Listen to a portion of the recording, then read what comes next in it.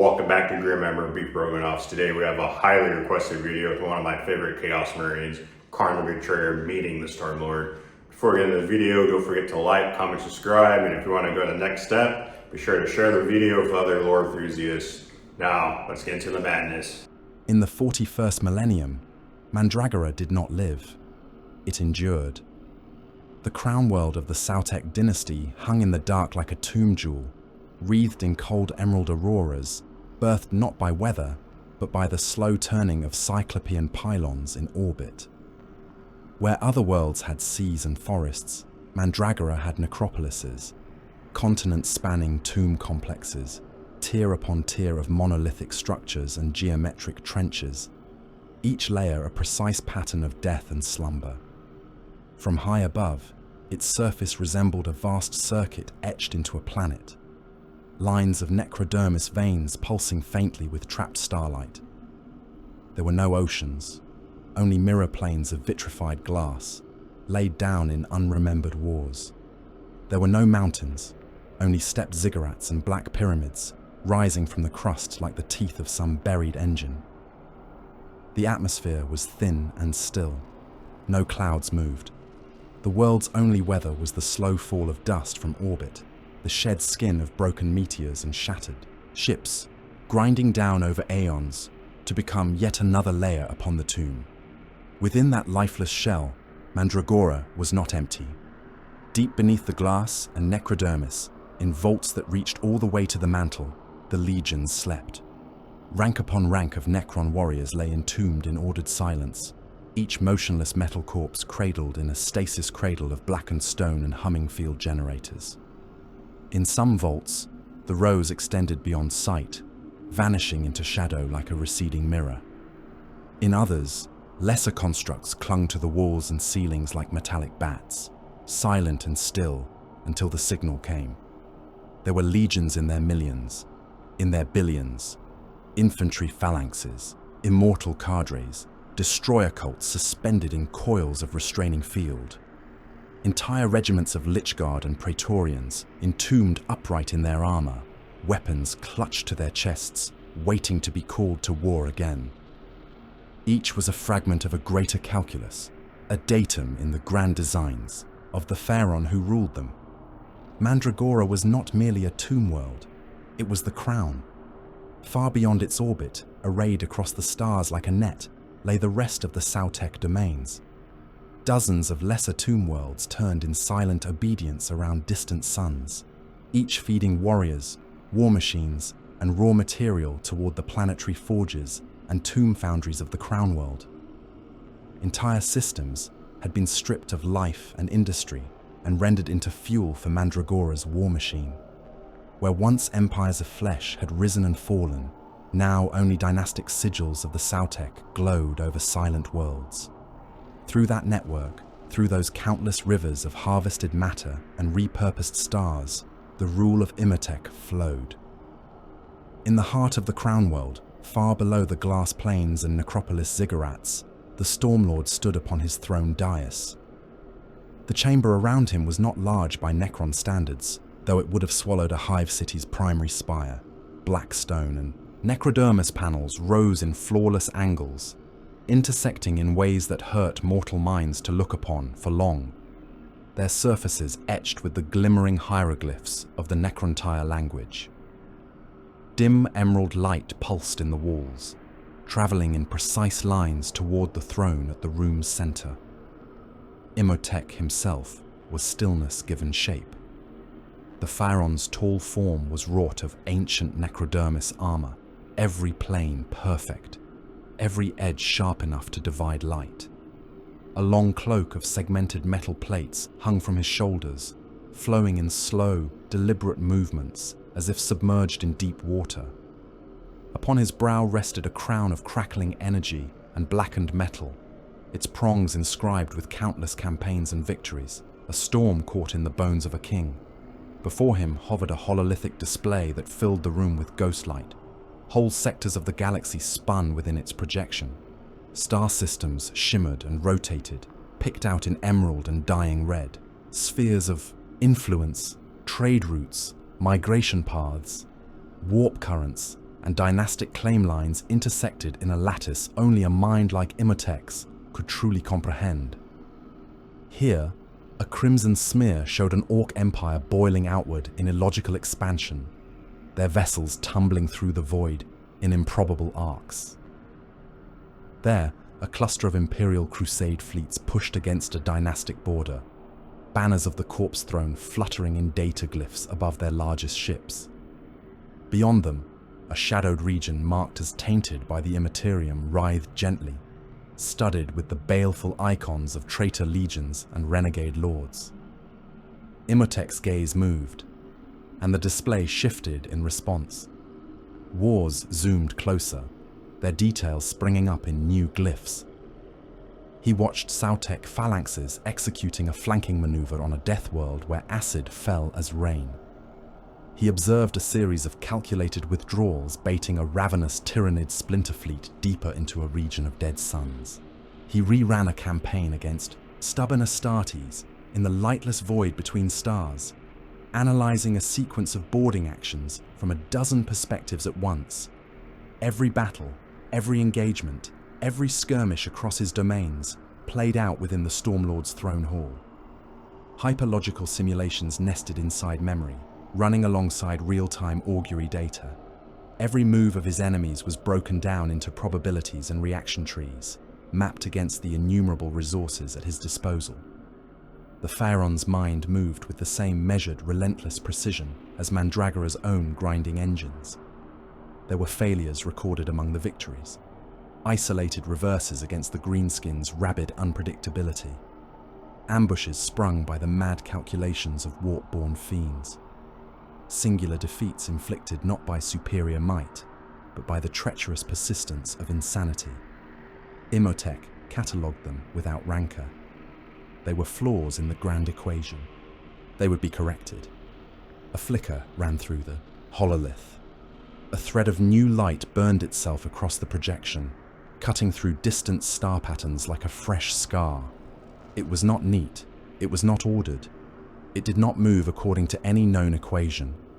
It was a jagged, stuttering thing, like a wound scabbed over with congealed blood. The light crawled in from the distant reaches of the eastern fringe, staining the cleaned cartographs of a dozen subsectors.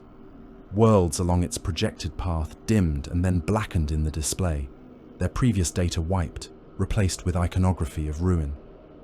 Data glyphs flashed, life signs terminated, industrial output null, biospheres degraded beyond recovery. Where once there had been the tick of imperial tithes, or the whisper of trade, there were only silence glyphs and stacked skull indicators. Imotekh watched the line reach forward several systems, and then stop, pulsing. Around it, the hololith glitched. Emerald clarity bled toward a darker rusted shade. Wards flickered in their sockets. For a moment, the projection itself seemed to snarl. Behind the Pharaon, at a respectful distance, a cryptech stepped forward. The technomancer's staff clicked against the polished floor, each step precise and identical to the last, a metronome of metal and will. Its robes of tattered data cloth hissed with crawling streams of code as it bowed. "Pharaon," the cryptech said, voice a dry whisper that sounded like the rustling of old tomb sand. "An anomalous event has been recorded beyond the eastern reaches of our primary spheres of interest. It is disruptive to our augury constructs." The hololith burned brighter where the line cut through the fringe. Data columns spooled up beside it in a waterfall of hieroglyphs, only some of them coherent. Others were jagged nonsense, warped and smeared. "This phenomenon," the cryptech continued, "registered on gyroscopes not attuned to the Empyrean. It has impressed itself upon our records, despite the lack of phase, overlap with the Immaterium. This should not be possible." Imotech's head tilted slightly. "Designation. We have termed it the Blood Tide, Pharaon.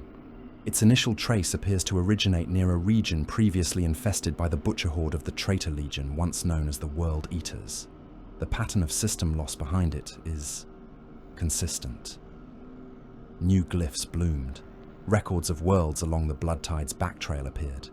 planetary names half remembered from captured Imperial charts, now struck through, picked captures of dead cities, streets drowned in clotted gore, sensor readings showing no Vox traffic, no life signs, no functioning machinery beyond the chittering of feral scrap constructs.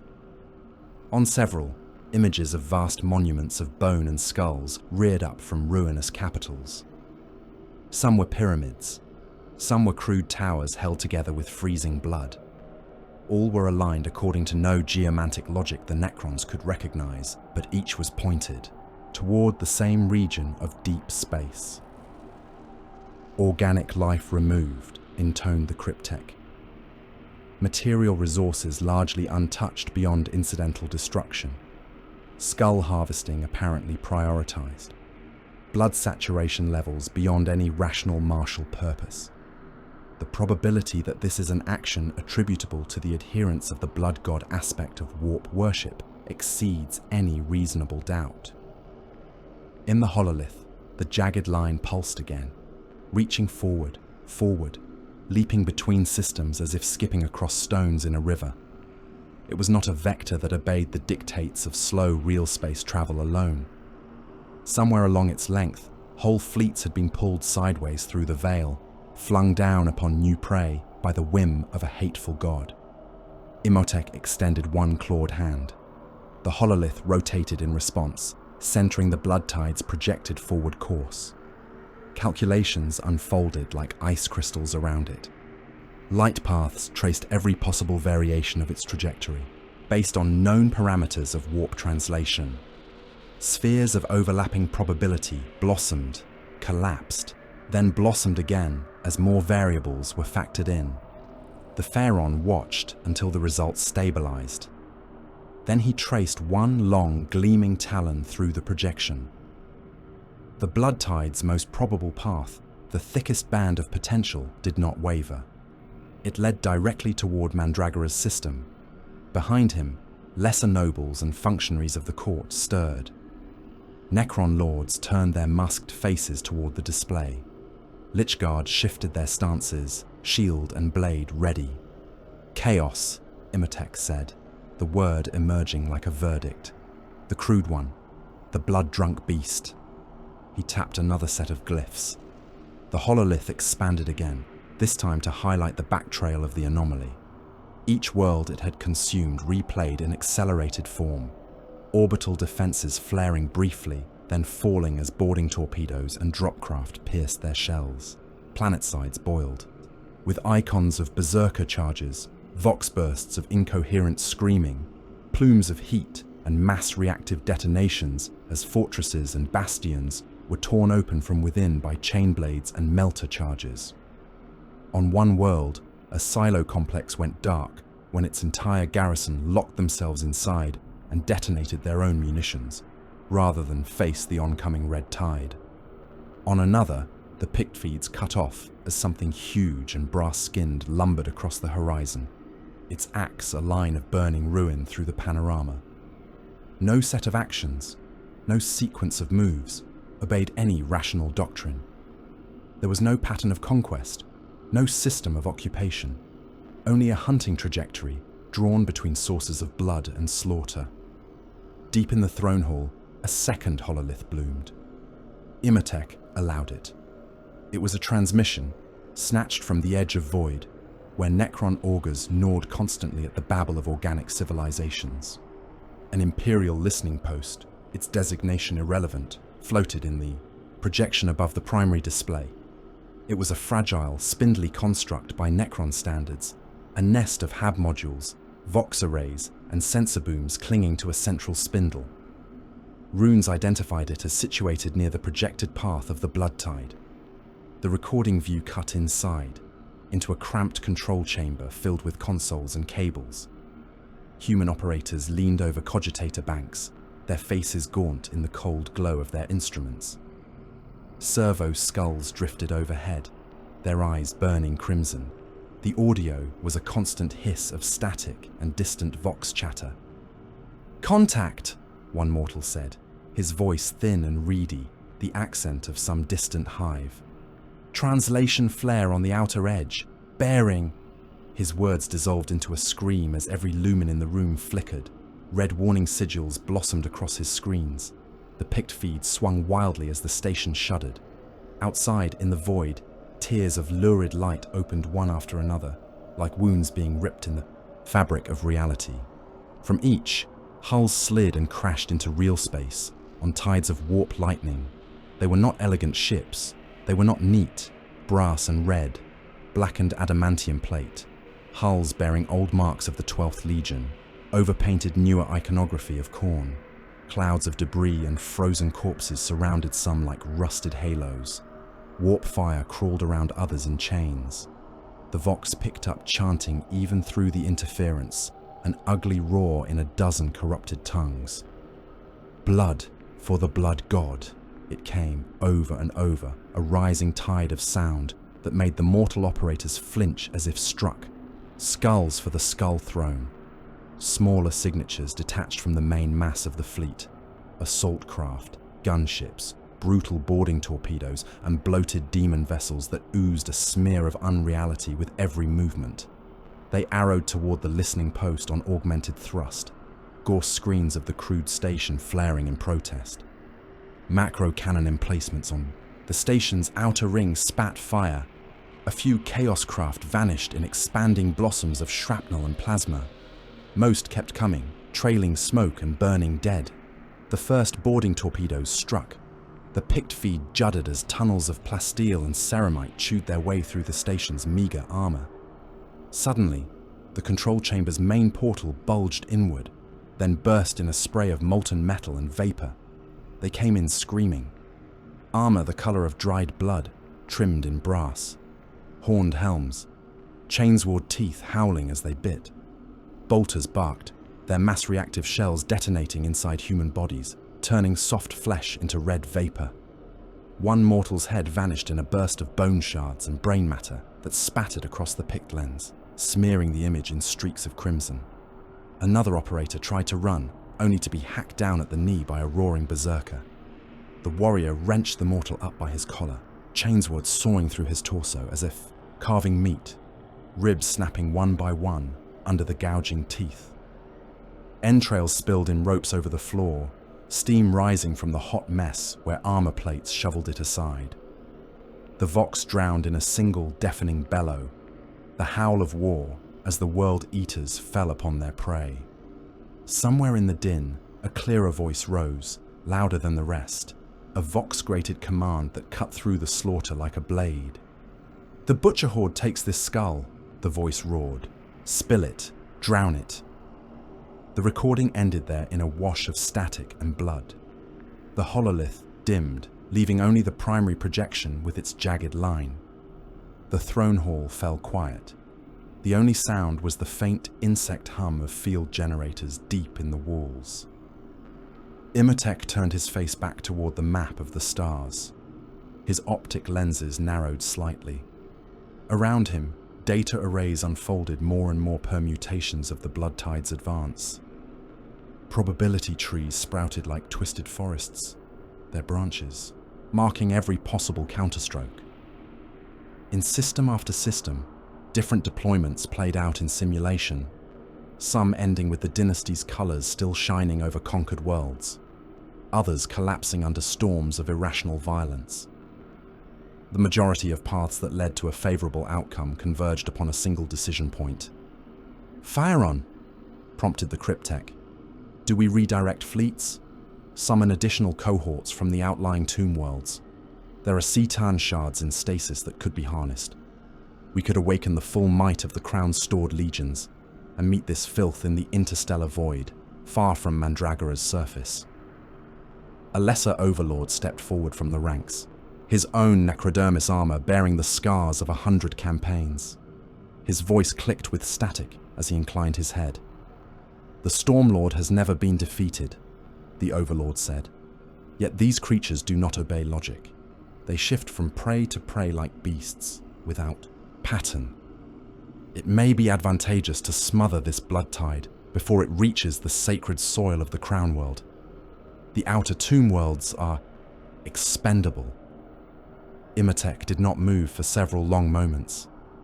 In those stretches of silence, he ran entire wars through his mind. He weighed the expenditure of resources against the insult of retreat.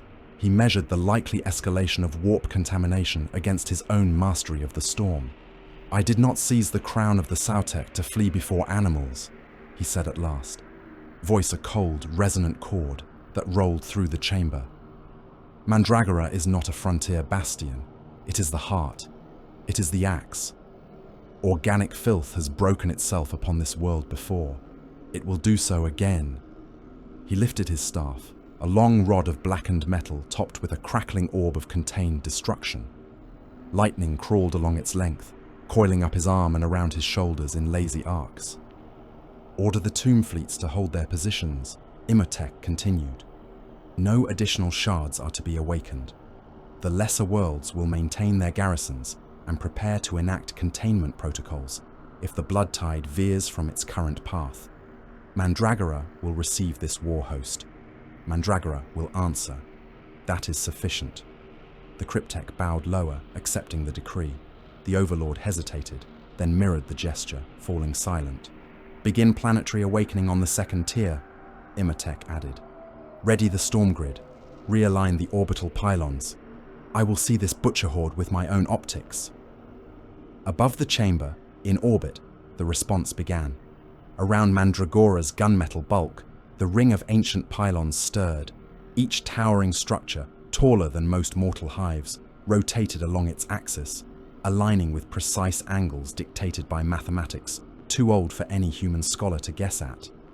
Emerald light built within their cores, pulsing up and down their length in rhythmic throbs. Further out, tomb ships and scythe-shaped warcraft rose from their silent holding patterns, shifting into ordered formations. Crescent-shaped attack craft glided outward like knives being drawn. Colossal monolithic vessels repositioned themselves along predicted translation vectors, their hulls shedding the dust of ages as power ran through buried conduits once more. On the surface, the great monoliths that anchored the necropolises turned in place, their massive structures grinding slowly as they oriented toward the skies. Portals along their faces flickered between darkness and an inner green glare. Command codes rippled through the necrodermis strata, cascading down into the lightless vaults. In the depths, stasis fields flickered.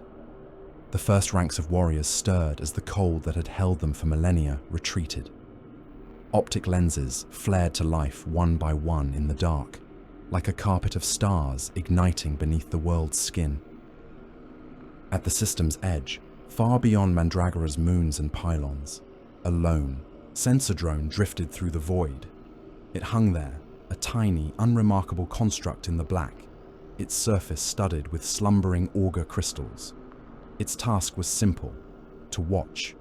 It watched as the fabric of space groaned. There was no graceful warp translation, no delicate emergence from the immaterium. A ragged wound ripped open in the emptiness, a vertical gash of bloody light that bled color into the dark. Shadows moved within its depths. Shapes convulsed against the edges, like beasts forcing themselves through too narrow a hole. With a lurch that shuddered through the drone's frame, the first of the intruding vessels tore free. Brass-edged, scarred, daubed in the colors of the World Eaters. Spiked prows, tooth-lined battering rams, iconography of the blood god hanging in chains from hull plates, fluttering in invisible warp winds. Behind them, more followed, pushing and clawing their way out of the wound until the drone's field of view was filled with a ragged armada of murderers. The blood tide had found its next shore. The skull-taker slid through the void like a rusted axe through bone. She was a brutal thing by the degenerate standards of the Imperium that had forged her. Once she had borne some noble name in High Gothic, a proud strike cruiser of the 12th Legion during the Long March of the Great Crusade. That name was gone. Its letters had been flayed from her hull by chain blades and melter torches, replaced with crude sigils of blood and brass hammered into adamantium plate. Her prow was a snarling iron skull, its teeth formed from the broken rams of lesser ships she had butchered. Chains hung from her flanks, their links threaded with the skulls of voidsmen and captains and slain Astartes, a clattering rosary that chimed softly in the vacuum as the ship cut through the black. Warp burns scarred her armor where demons had licked along her flanks during translation. Guns jutted from every available surface, some properly mounted, macro cannons, others little more than jury-rigged batteries welded into whatever void shield blister or sensor dome had room. Within, the Skulltaker burned with a furnace heat that had nothing to do with plasma drives. The mustering decks throbbed with noise. War drums fashioned from stretched human hides boomed with a heartbeat steady as orbital cycles. Vox altars blared liturgies of Khârn in a dozen dialects, overlapping until they became one constant roar of praise and hatred. The air stank of oil, blood, scorched metal, and the sour iron tang of fresh offerings. World eaters filled the chambers, more red than any sane man would have believed could exist in one place without the universe noticing and trying to flee. They were giants in battered ceramite, their armor once the white and blue of the 12th Legion, now drowned beneath layers of arterial stains and overpainted brass. Chain axes rested across their shoulders. Tooth-edged mauls hung at their belts. Bolt pistols, pistols that had seen the burning of worlds, were reloaded with casual lethality. They jostled and shoved and laughed, helms on or off according to mood. There were no ranks, no parade ground order here. Only knots of killers, warbands within warbands, leaning against bulkheads carved with the 8-pointed mark, their voices rising and falling in savage cant as they traded tales of slaughter and insult. Between the armored giants moved the lesser things. Cultists in ragged armor and scavenged uniforms, their faces painted with drying blood and crude skull sigils. Mutants dragging chains behind them, horns and bony growths raking sparks from the deck plating. Thralls hauling chains of slaves toward the pens, where demon engines crouched behind rune-etched bars like caged predators, their brass-plated hulls twitching and flexing as they scented impending war. Servo skulls made from the heads of fallen chaplains drifted along the vaulted ceiling, incense burners and vox amplifiers, hanging from their jawbones, trailing incense and vox static. Every surface of the mustering hall was taken up by ritual marks, gouged by chainblade and combat knife into the metal, tallies of kills, glyphs of the blood god, obscene prayers carved over and over until the walls seemed to crawl with frozen frenzy. He walked among them, and the noise bent around him. Khârn the Betrayer moved down the central thoroughfare of the mustering decks, like a slow avalanche of red ceramite. There was nothing subtle in his passage, nothing quiet. Every step of his heavy boots rang as if he were stamping on the skull of a god.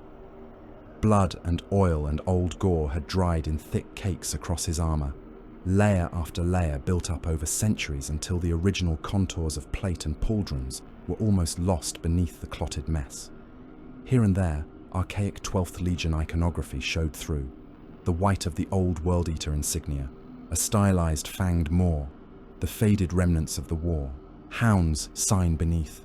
Over them all, thick brass bands had been bolted, each one stamped with the runes of Khârn and the crude, scratched names of worlds broken, champions slain, campaigns drowned in gore. Skulls had pride of place, human, Xenos, some still bearing tatters of hair, others polished slick by centuries of movement.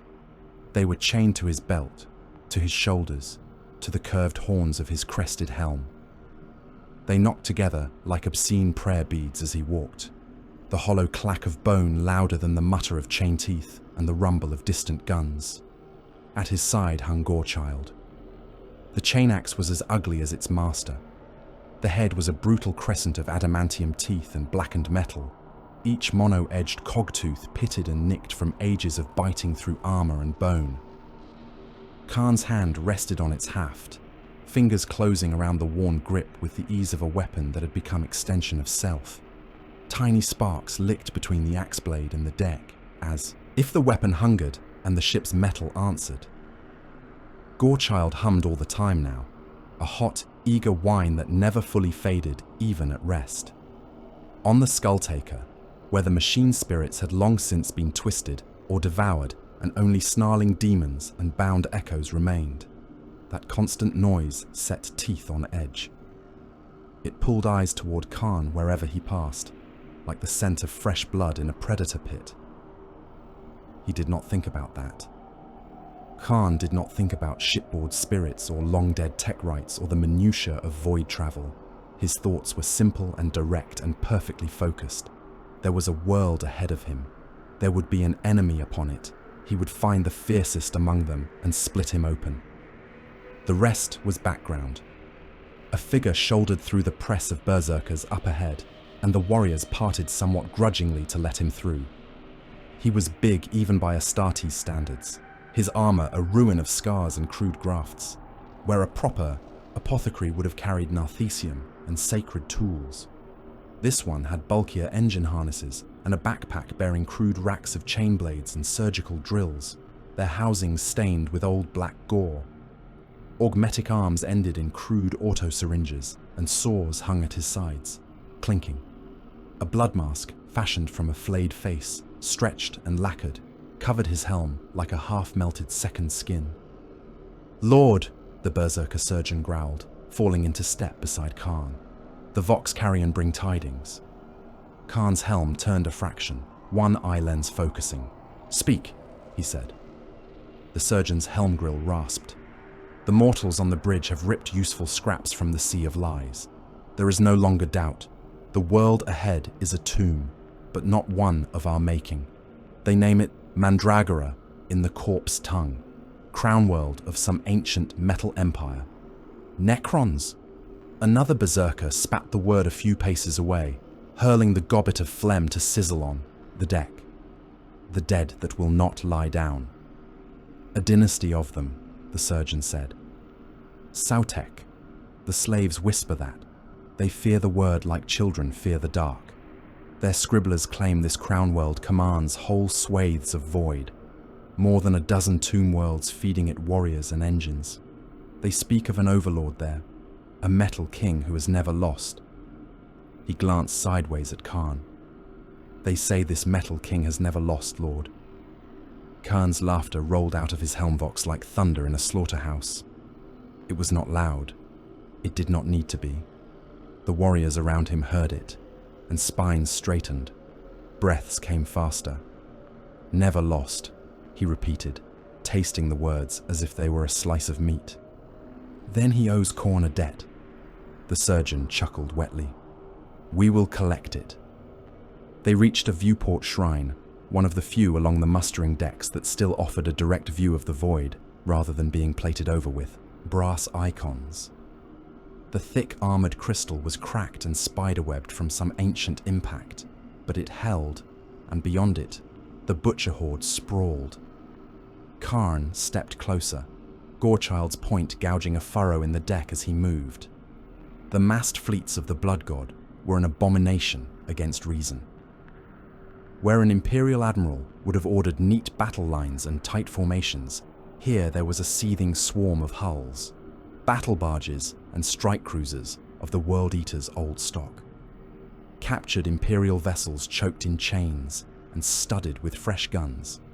Hulking demon craft, whose shapes hurt the eyes to follow. Hulls bulging and flexing as if breathing. Forge ships turned into sacrifice barges. Escort squadrons of corrupted attack craft spinning between them like parasites around greater beasts.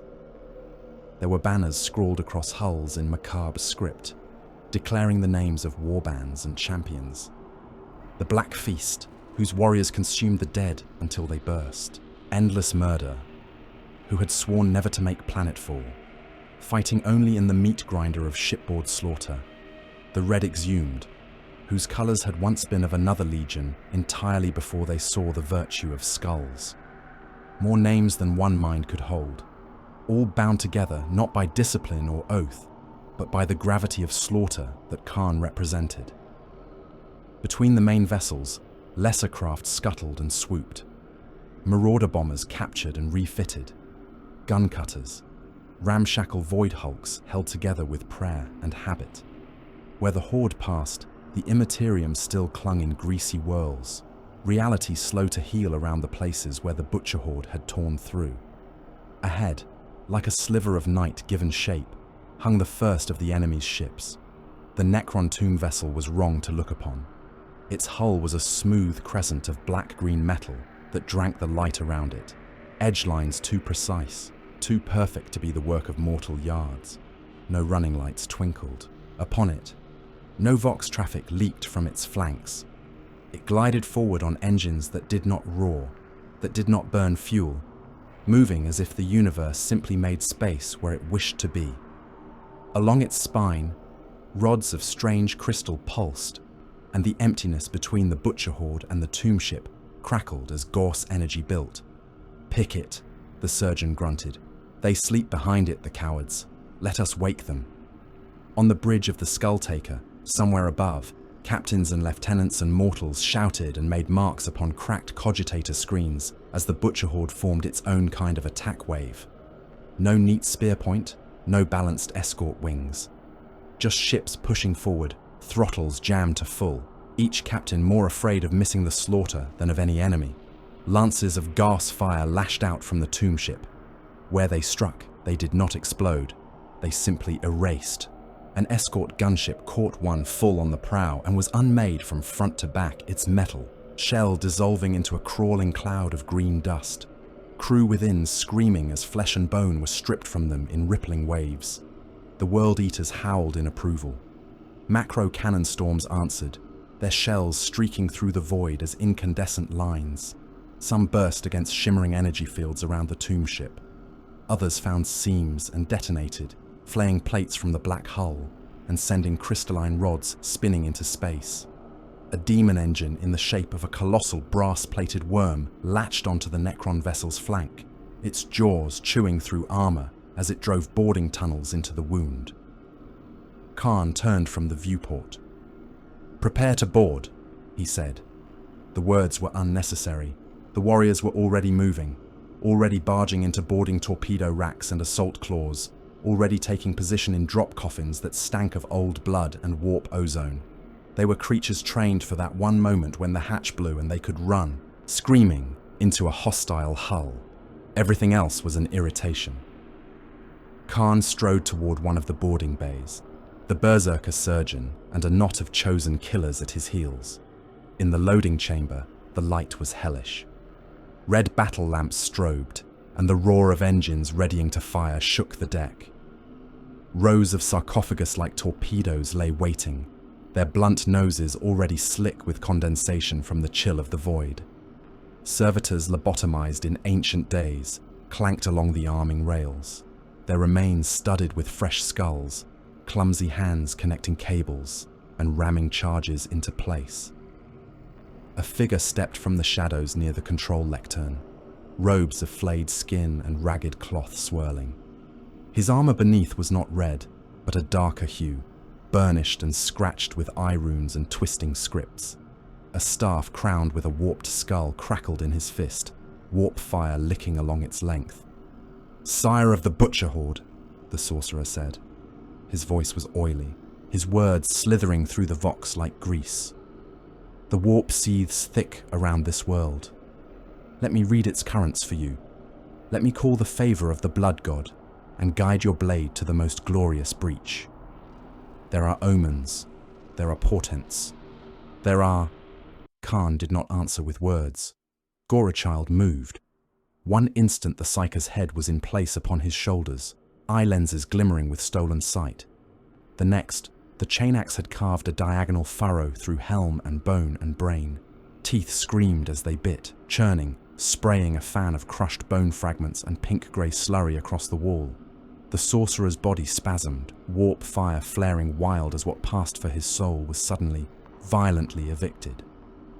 Khârn wrenched Gorachild free, letting the headless corpse collapse in a heap of limbs and tangled robes. Brains and shattered horn rolled across the deck like kicked fruit. The nearest berserkers laughed, stamping on the twitching body, grinding it into the metal. "No witch's hand steers my path," Khârn said, voice flat, almost bored. He flicked gore from the teeth of his axe with a contemptuous twist. "Only the blood god's favor. Get that carrion off my deck." He stepped into the open maw of a boarding torpedo. The cramped interior barely seemed to notice his bulk, It had been built for his kind. Restraint clamps closed with heavy thuds around his armor. Command runes flickered in the dim red interior, half dead with age. He ignored them. He did not care about impact vectors or hull integrity. There was a direction. Forward. Around him, his chosen roared and pounded fists against their harnesses, eager. The hatch sealed. Darkness swallowed them. For a moment, there was nothing but the sound of his own breath rasping inside his helm, the soft, eager whine of Gorechild's engine, and the distant thrum of the Skulltaker's hearts. In that brief silence, Khârn's mind was empty and clear. A metal king who had never lost, a world of machine tombs. He would see how they bled. The torpedo fired. Acceleration slammed them back, pressing ceramite against harnesses, making the skulls on Khârn's armor rattle like mad laughter. The world narrowed to a single avenue of motion, a tunnel of intent. Outside, Gauss fire and macro shells and lance beams crisscrossed the void, but the torpedo drove onward, guided by crude cogitators and the will of Khârn. It struck. The impact was a hammer blow.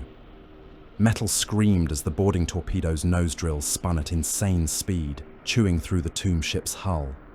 Layers of necrodermis buckled and peeled back under the assault, showers of burning shards cascading into the passage beyond. Storms of static and sparks filled the coffin, illumination rune strips flaring and dying. Explosive bolts detonated. The nose cone blew inward, a gout of vapor and flame preceding the Astartes as their harnesses released. Khârn surged forward with the first of his warriors, boots slamming down upon glass-smooth Necron decking. The air was cold and still, bearing the faint scent of something like old lightning. He was already moving, already howling, Gorechild's teeth shrieking as they bit into the first metal shape before him. Necron warriors turned toward them with mechanical precision, their skeletal forms rising from resting cradles along the corridor walls. Their Gauss flayers spat lines of emerald energy that crawled over ceramite and bit into exposed joints and flesh. One berserker took a full volley across his breastplate. The armor blackened and cracked, then vaporized, flesh beneath stripped layer by layer until ribs gleamed and organs spilled steaming onto the floor. He staggered, laughed, and still swung his axe, even as his own intestines coiled around his greaves. Khârn cared nothing for his warriors' deaths. He cared only that the Necrons were there to be killed. Gorechild came down, shearing a Necron from clavicle to pelvis, its halves clattering to the deck in showers of sparks. The thing's torso writhed, metal fingers clawing for a flayer, even as its lower body tried to stand. Khârn stamped on its skull, the crunch lost in the din. He smashed into a phalanx as it formed, their ranks tight, their movements perfect. His own were not. He roared and threshed and swung with abandon, driven by an instinct honed through centuries of war and the ceaseless howling of the butcher's nails in his skull. Even perfect formations shattered under that kind of madness. Blades and bolter fire tore through Necron ranks. Gauss beams carved furrows in walls and warriors alike. In seconds, the corridor was a charnel house of twisted metal and hissing, half-disintegrated corpses. Severed limbs crawled toward weapons. Shattered chassis tried to re-knit. Khârn gave them no time. He pushed on, deeper, always toward the central glow of the tomb ship's heart. Beyond that single vessel, war raged. Butcher Horde hammered at Mandragora's outer defenses with every tool it possessed. Plasma torpedoes and macro shells screamed in from the ragged battle line, detonating against the emerald shimmer of planetary shields and the sleek hulls of Necron escort craft. Demon engines hurled themselves bodily at pylon stations, claws extended to tear and gnaw. For every strike, there was an answer. Necron vessels moved with impossible grace, slipping from firing solution to firing solution on drives that ignored inertia. They did not jink, did not burn hard, did not falter. They simply shifted, reappearing where they needed to be. Gauss lances stitched blazing lines through chaos formations, cutting ships apart as a surgeon might dissect a cadaver. Orbiting pylons responded to the Horde's bombardment in kind. Each tower flared as power built in its core, then spat a single, focused lance of emerald fury. Where the beam struck, ships ceased to be. One moment, a cruiser of the Black Feast was bellowing through the void, Vox relays broadcasting the shrieks of its slaveholds into open channels. The next, an emerald spear punched through its spine. The hull did not explode. It simply flared white and then crumbled into a black, drifting ash cloud, the screams cutting off mid-breath. Another lance reached for a demon-infested transport heavy with warriors of endless murder. It sheared the vessel cleanly in half, the two tumbling segments spilling burning debris and venting atmosphere as they spun away, their gun decks still firing even as they died. Losses mounted. Icons winked out on tactical displays, not that many of the Butcher Horde's captains bothered to look. On the Skulltaker, Vox channels crackled with overlapping howls and laughter and shouted orders that were more battle cries than reasoned commands. Reports of destroyed ships, of torn-apart squadrons, came and went like raindrops in a storm. Khârn did not care. The wide view of the war meant nothing to him in that moment. There were enemies in front of him. That was enough. Back on his bridge, though, a mortal in a command throne flinched as more hulls died. He turned to a hulking figure in command plate, helm crested and gore-slick, a lieutenant, given that role more by habit than by any true chain of authority. Losses are heavy, the mortal dared to say. The metal thing's guns, their storms. If we continue on this course, we risk losing the bulk of the Horde before we make planetfall. Khârn's reply came over the command vox from the heart of the tomb ship he was carving through, his voice still edged with the echoes of his own laughter. Then do not stay at range, he snarled. Close with them, board them, ram them. If the world will not come to us, we will crash into it until it breaks. The lieutenant grinned beneath his helm and relayed the order, not in the dry cant of naval doctrine, but in a howl. Forward, dogs of Khârn. Full. Burn! Bring us to their hulls. Launch everything that flies or falls. Let us drown this crown world in our dead until we reach its throat. Engines flared. The Butcher Horde surged as one diseased tide. Geller field generators screamed as they were pushed to breaking, hull plates shuddering. Escorts abandoned defensive positions to race ahead, their captains shouting oaths and challenges. Transports heaved themselves toward the emerald walls of Mandragora's orbital shells, their holds vomiting swarms of assault boats and drop pods into the void. Hatches opened on 1,000 decks across 1,000 hulls. Boarding torpedoes were primed and loaded. Drop pods shuddered in their clamps, their machine spirits snarling, their rune-etched interiors slick with offerings. Demon engines were unchained from their pens, hauled snarling and thrashing onto launch catapults by lines of chanting cultists. The void between the Butcher Horde and Mandragora filled with streaks of fire.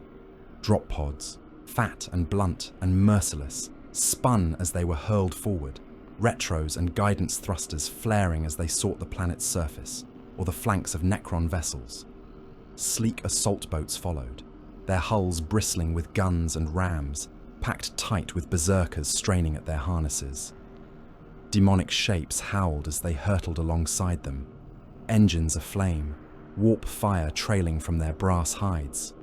Juggernaut-drawn chariots of impossible metal thundered through the black on rails of unreal light, bound for where gravity could take hold. Spined beasts that had once been tanks tore free of launch clamps and hurled themselves into open space, their tracks biting on nothing, yet still somehow finding purchase. Opposing them, Necron fighter craft lifted from hangar portals in precise numbers. Doom scythes and night scythes cut graceful arcs, their engines leaving no streaks, their movements perfectly calculated. They formed a killing lattice around the planet, Gorse beams, and death rays intersecting with surgical accuracy.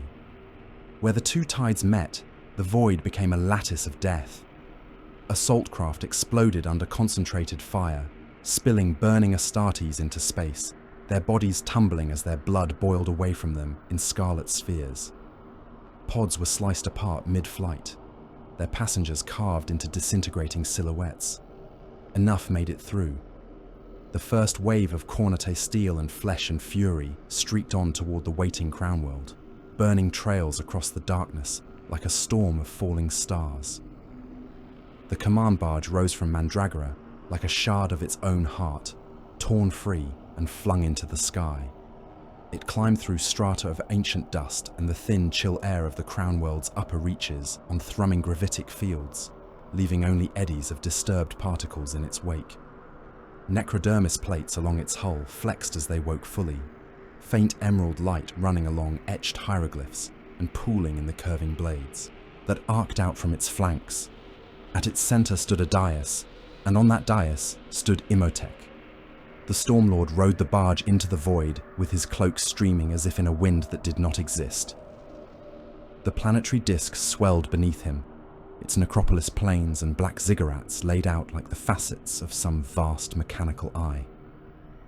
Above, the sky was crowded with the shapes of Necron warships and defense pylons, their hulls gleaming coldly in the reflected light of distant stars and local energy discharges. As the barge punched through the uppermost skin of Mandragora's atmosphere, something invisible settled over Imotech's form. The storm grid accepted him. It was not a spirit, this thing that reached for him, not in the crude animate sense that lesser races understood. It was a network of devices and fields, of generators sunk deep in the crust and obelisks that pierced the heavens, all linked by loops of unbroken logic laid down in ages when the galaxy was young. It recognized his command codes, cached in his ancient hardware like the bones of oaths, and opened itself. Suddenly he was not just standing on a slab of necrodermis drifting through the void. He was Mandragora's sky. He tasted the upper atmosphere as electrical potential. Thin, cold air, starved, dry and still, became a medium for violence. Static crawled along the grid lines that only he could perceive, the lines between orbiting pylons and storm generators, between the anchored anchors of the grid and the free-roaming relay spires that drifted on stations above. It came easily. It always had. The techniques that had earned him the title Stormlord were not psychic accidents or mutant sorcery, but the logical exploitation of technologies so far beyond mortal comprehension that they might as well have been miracles. He raised his staff. Lightning answered. There were no clouds. The storms that Mandragora birthed were not the random tantrums of heated air and moisture. They were precise deployments of energy, mapped and timed to the heartbeat of war. Emerald fire crawled across the upper atmosphere in lines and nodes, knitting a web above the crown world. Bolts leapt between pylons and defense platforms, each strike a test pulse, a calibration. The sky flickered, illumination stabbing out into the dark like a gloved hand feeling for an enemy's throat. Grid is responsive, intoned a nearby voice. The Royal Warden stood at the edge of the dais, armor a more austere echo of his phyrons, face a blank skull mask of polished metal. Around them, attendant cryptechs hovered upon their grav platforms, staves humming, lenses whirring as they monitored fields and flows. Imotech's gaze shifted from the planet to the void beyond. The butcher horde boiled before Mandragora like an infection. Their vector was no longer a line on a hololithic display. It was a swarm of charred and brass-scarred hulls coming on at insane thrust, void shields glaring, engine, wakes fouling the emptiness with warp trail and ionized filth. Ships jostled and overlapped, heedless of collision, some ramming each other aside in their urge to be first into the teeth of the Necron defenses. He watched them scatter drop pods and assault boats and demon engines ahead of them in a storm of metal. Each launch was a flare in his perception, a new set of coordinates that could be struck or shaped. In his mind's eye, equations built themselves. Path predictions for every stricken vessel, every tumbling pod, every swooping attack craft. He projected possible evasions and reactions, ran the numbers against his available assets. Nodes of high probability flickered where the warswarm might concentrate, and he laid the storm grid over them, looking for intersections, for kill points. The data refused to resolve. Their movements were wrong. The Necron fleet responded to his will like a muscle flexing, each component slipping into position with smooth inevitability. Tomb ships reoriented their bows, presenting their thickest armor to the oncoming storm. Monolithic bastions in orbit slid along invisible rails, aligning their portal facets toward pre-selected firing zones, making of themselves an interlocking network of teleport beacons and fire platforms. Doom scythes and night scythes peeled from their holding stacks and dropped into attack runs with perfect spacing. They were thin crescents of black-green death, their curves almost delicate against the void. As they swooped, their underslung weapons lit, sending lances of Gauss fire and coherent xenolight stabbing into the mass of Chaos assault craft. Every burst of fire was calculated. Every path they flew had been mapped before they left their launch bays. Each turn and climb, and dive already, part of a precise pattern of interlaced fields of fire. Gaps in the net were intentional, baiting the foe toward places where monolith teleports waited, their dimensional gateways ready to vomit forth. Whole cohorts of warriors into the middle of any force foolish enough to slip that way. By contrast, the Butcher Horde's motion was pure madness. Assault boats changed course mid-flight simply to chase some other vessel they had seen, sometimes spinning away from their original target entirely. Boarding torpedoes altered vectors at the last moment, not to avoid fire, but to try to ram an enemy hull that had only just hove into view. Demon engines arced and twisted as the warspawn bound into their cores reacted not to Vox commands, but to distant, unseen appetites. Imotekh ran their probable paths again. The margins of error on his projections swelled with every second. The Royal Warden shifted slightly. He had no need to brace himself, but some ancient, reflexive part of him still made the gesture whenever tension rippled through a battle. "Khârn," the Warden said, "their vectors lack reason." "That is their only strength," Imotekh replied. "We will remove it." He lowered his staff a fraction, and the storm grid opened its eyes. Energy gathered at points above the incoming swarms, invisible in the void until the first lightning stroke fell.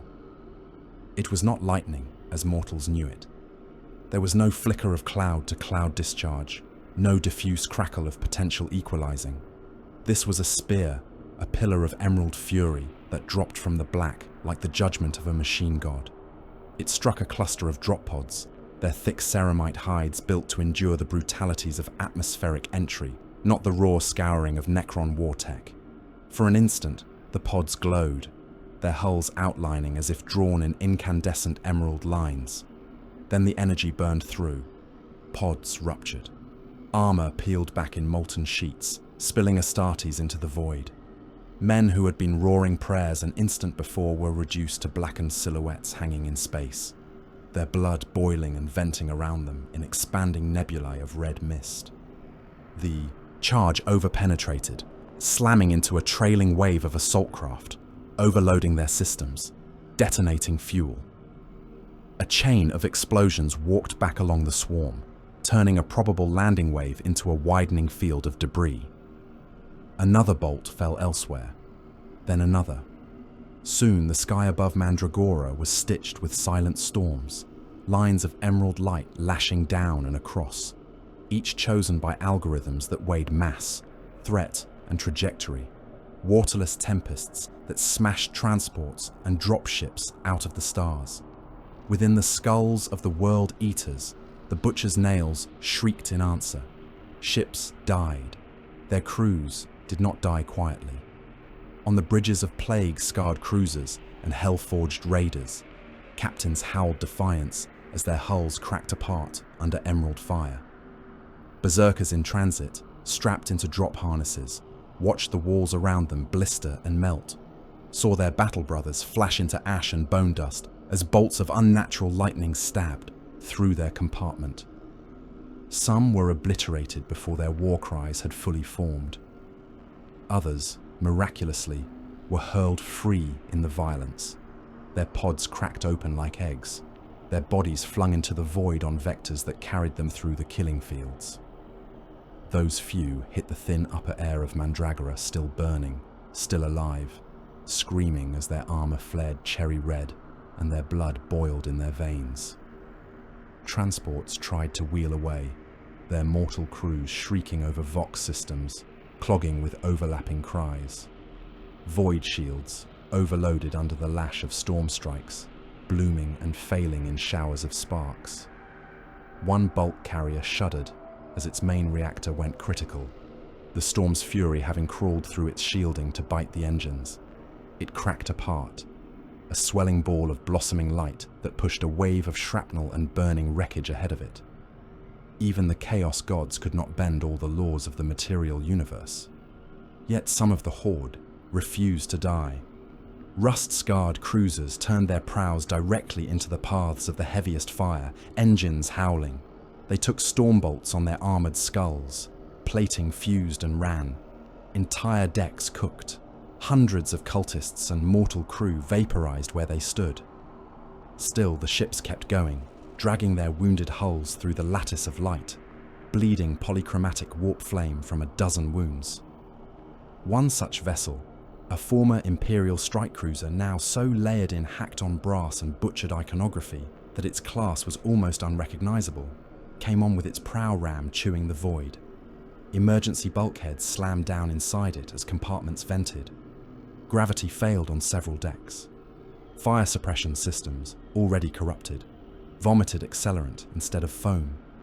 The ship burned and bled, its silhouette limned in glare, but it did not turn aside. It drove into the midst of a Necron defense platform cluster, scraping along the smooth hull of one orbital bastion with a screech that shook both structures. Boarding clamps fired reactive charges, biting into necrodermis. As the two much-abused hulls locked, hatches blew. Berserkers spilled across the gap into a silent world of black stone and emerald light. They charged into the ranks of warriors phasing into being upon the platform's decks, chain axes already spraying metal shards and glowing sparks instead of gore. Gauss fire tore into them, carving furrows in ceramite, stripping limbs of armor, flensing flesh, yet enough pushed through. Chaos did not know how to do anything in moderation. Elsewhere, corrupted assault boats smashed headlong into Necron hulls, cracking their way through with brute force. Dull grey interiors glowed briefly as void was admitted, as pressure dropped. Then there was only the clash of metal on metal, the shriek of chained teeth against necrodermis, the bare shudder of titanic struggles echoing through the skin of ships. Imotekh saw all of it. He did not live it as those caught within did, but he tracked it as data. Boarding events registered in his battle feed as localized disturbances, as clusters of anomalous readings inside defense grids assumed secure. His mind allotted resources, activated recall protocols for nearby warrior phalanxes, rerouted scythecraft to strafe docking collars and torn open hulls. Yet more of the Butcher Horde swarmed. The Stormlord did what he always did. He targeted the heads. Command vessels and larger capital ships were highlighted in his vision, picked out by energy output profiles and combat histories. The Stormlord did not know the names the enemy gave their vessels. He did not care about the crude reputations and sagas mortals spun. He cared about mass, firepower, coordinates, and the webs of Vox traffic and warp signal that made some hulls more important nodes than others. He ordered pylons and tomb ships to focus fire on those nodes. He sought to sever command channels, to leave lesser craft, flailing without leadership, their efforts uncoordinated, their threat diminished. But the Butcher Horde was not a fleet in the way the Sautekh understood fleets. When a captain died on the bridge of a World Eater's cruiser, another warrior simply stepped over his corpse and began shouting louder. When a vessel was cut from Vox contact with its fellows, it did not flounder. It simply continued charging in whatever direction it was already going, trusting that as long as there was something ahead to kill, everything was proceeding as it should. The only piece that truly mattered was the axis around which the slaughter turned, the one whose presence drew other madmen like a gravity sink, the Skull Taker. Imotech's focus narrowed upon the battered strike cruiser as it forced its way through the storm of Gauss and lightning. The gun decks of Mandragora's primary orbital fortresses woke fully at his gesture, vast weapons that had slept since the era when the C'tan had strode. Between worlds shifted, their barrels extending from armored cradles. Focusing arrays aligned with inaudible clicks, each tiny adjustment echoing through the fortress as 1,000 mechanisms reached readiness together. Chains of command code leapt from Imotech's barge to the fortresses. Firing solutions plotted themselves, adjusting for drift and thrust and the unpredictable lurches of the ragged horde's ships. "Eradicate," he commanded. The fortresses obeyed. From their undersides, from gargantuan apertures ringed in glyphs, beams of compressed annihilation roared. They were streams of light so intense they dragged color out of the spectrum around them, emerald fire that burned a line through the darkness. One beam cored a demon engine cruiser, punching a tunnel from bow to stern. The vessel did not explode.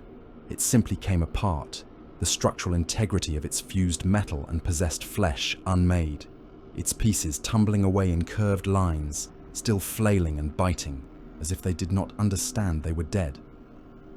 Another reached toward the Skulltaker. For a moment, it seemed inevitable. The beam tracked straight, its path true, the calculations flawless.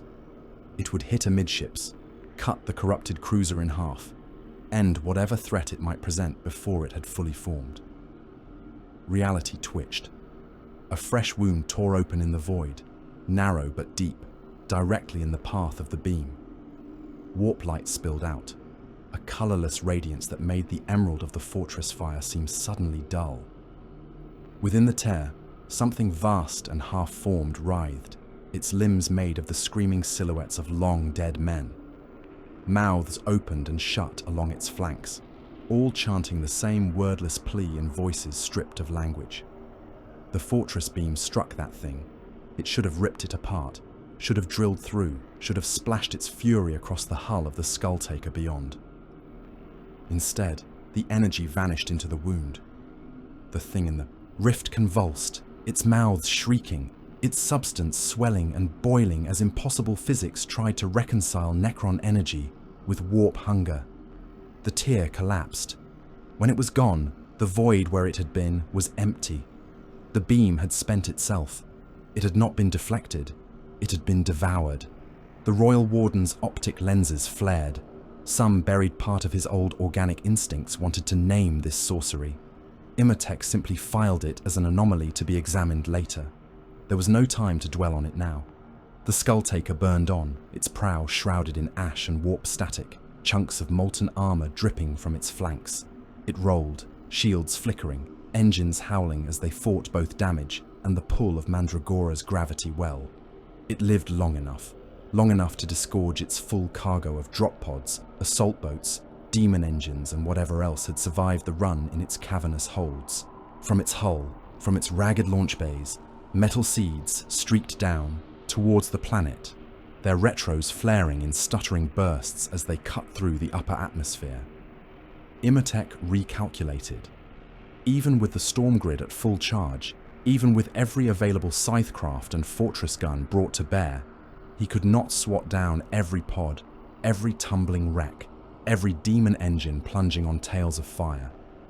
To try would exhaust resources and, worse, threaten the integrity of the grid itself, opening gaps that could be exploited.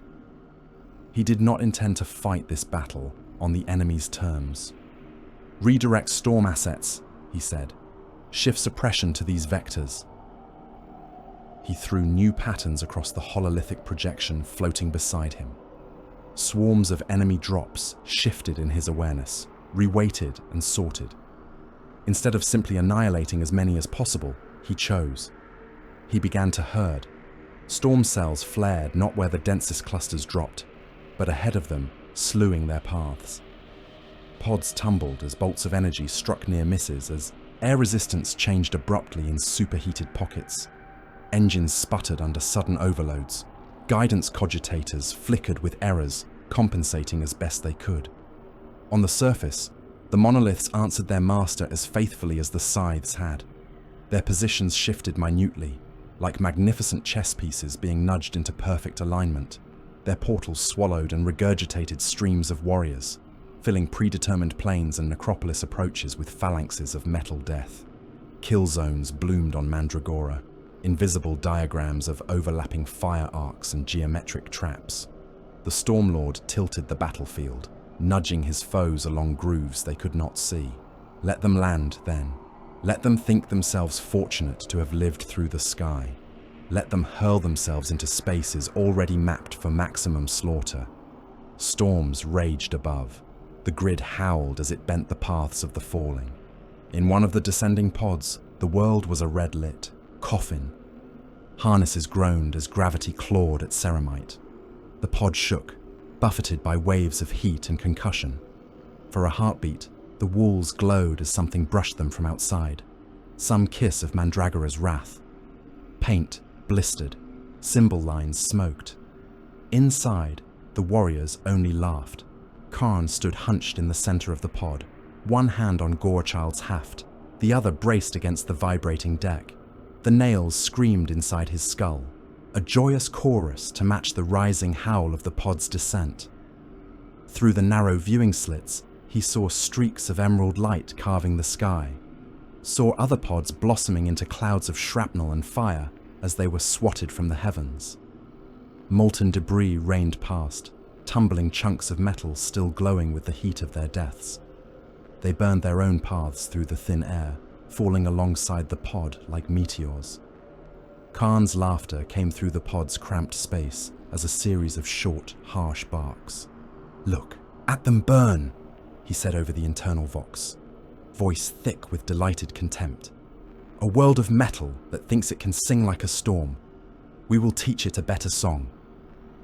One of his chosen snarled agreement, chain axe biting into the air as if he could already feel Necron necks under its teeth. "The Metal King hides behind his sky," the champion growled. "We will rip it down around him." Khârn's grip tightened on Gorechild. He thought of the unbroken overlord the butcher surgeons had spoken of. He thought of quiet, cold arrogance wrapped in alien metal. He thought of skulls made of necrodermis, polished smooth, stacked high in the blood god's domain. "A crown world," he said, almost thoughtful. "A king, a storm." His helm lenses burned. "We will break the world," he promised, the nails roaring assent. "Then we will take the king's head and use his crown as a bowl." The pod screamed as it tore through the last skin of Mandragora's upper air and fell toward the waiting plains. Mandragora's plane of glass waited like a mirror laid over a grave. It stretched from horizon to horizon around the necropolis, a sheet of vitrified sand and fused stone broken only by the black scars of necrodermis causeways and the looming silhouettes of tomb structures. The sky above was a bruise of emerald and black, where the light from orbiting pylons bled down in restless veils. Beneath that glass, the world moved. Cracks ran across the plain, thin at first, spiderwebbing out from invisible centers. Faint emerald light seeped through them, lines of sickly radiance crawling into intricate sigils as stasis fields cycled. The cracks widened with a grinding that only machines could make, precise and measured, as slabs of glass rose on pistons of necrodermis. Under each slab lay ranks. Warriors in their uncounted millions stood motionless, entombed in ordered blocks, each one locked in a stasis cradle. Skeletal forms of living metal, their frames draped in dust and the residue of aeons. Optic sockets dead, gauss flares gripped in hands that had once been flesh. The plane exhaled. Stasis fields collapsed in waves. The dust that had lain undisturbed for millennia shook free in curtains, drifting up and away as if bowing to the awakening. Eyes lit one by one, a vast carpet of emerald pinpricks igniting beneath the torn glass. Joints locked in timeless rigor, flexed with the smooth, mechanical inevitability of machines returning to their default state. Necron warriors stepped forward in perfect unison, their movements synchronized across distances that would have baffled any organic command structure. Phalanxes assembled themselves, files and ranks aligning with mathematical exactitude. Immortals rose among them, bulkier frames bearing heavier gauss weaponry, their optics burning a little brighter. their steps somehow more measured, more disdainful. The necrodermis causeways around the necropolis pulsed as command. Signals flowed through them, ripples of invisible instruction running out toward more distant tomb mouths. Monoliths turned on their bases, portal faces swiveling to bring their yawning gateways to bear upon the plain. Canoptek scarab swarms poured from hidden slots in the stone, a black metallic tide that flowed between the ranks and across the cracked glass, ready to unmake and repair at a word. Behind the first lines, more tombs rose. Stasis vault after stasis vault pushed up from the bowels of Mandragora, each disgorging fresh blocks of metal, dead. In a span of heartbeats, the mirror plane became a parade ground of orderly annihilation, a field upon which billions of mechanical soldiers could be deployed, maneuvered, sacrificed.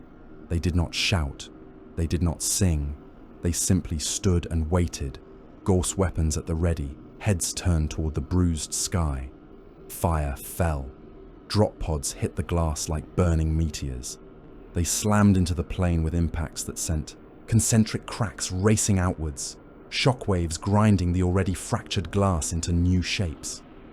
Some pods buried themselves deep, punching through the crust into the caverns beneath, leaving only smoking craters. Others hit at angles, skidding, rolling, shattering, spilling their contents across the ground in storms of ceramite and steel. Assault craft that had limped through the storm raked the plane with failing engines, leaving trails of molten metal behind them as they bounced and tumbled. Some came apart entirely, their hulls peeling away to throw screaming warriors and tumbling wreckage in all directions. Hatches blew outward on those pods still intact, slammed open by explosive bolts and brute force. World Eaters came howling into the thin air. They burst from the smoking pod coffins in a spray of dust and steam, chain axes revving, bolters raised. Gravity dragged them down onto the glass with satisfying weight, boots crunching through the surface layer, cracking it, anew.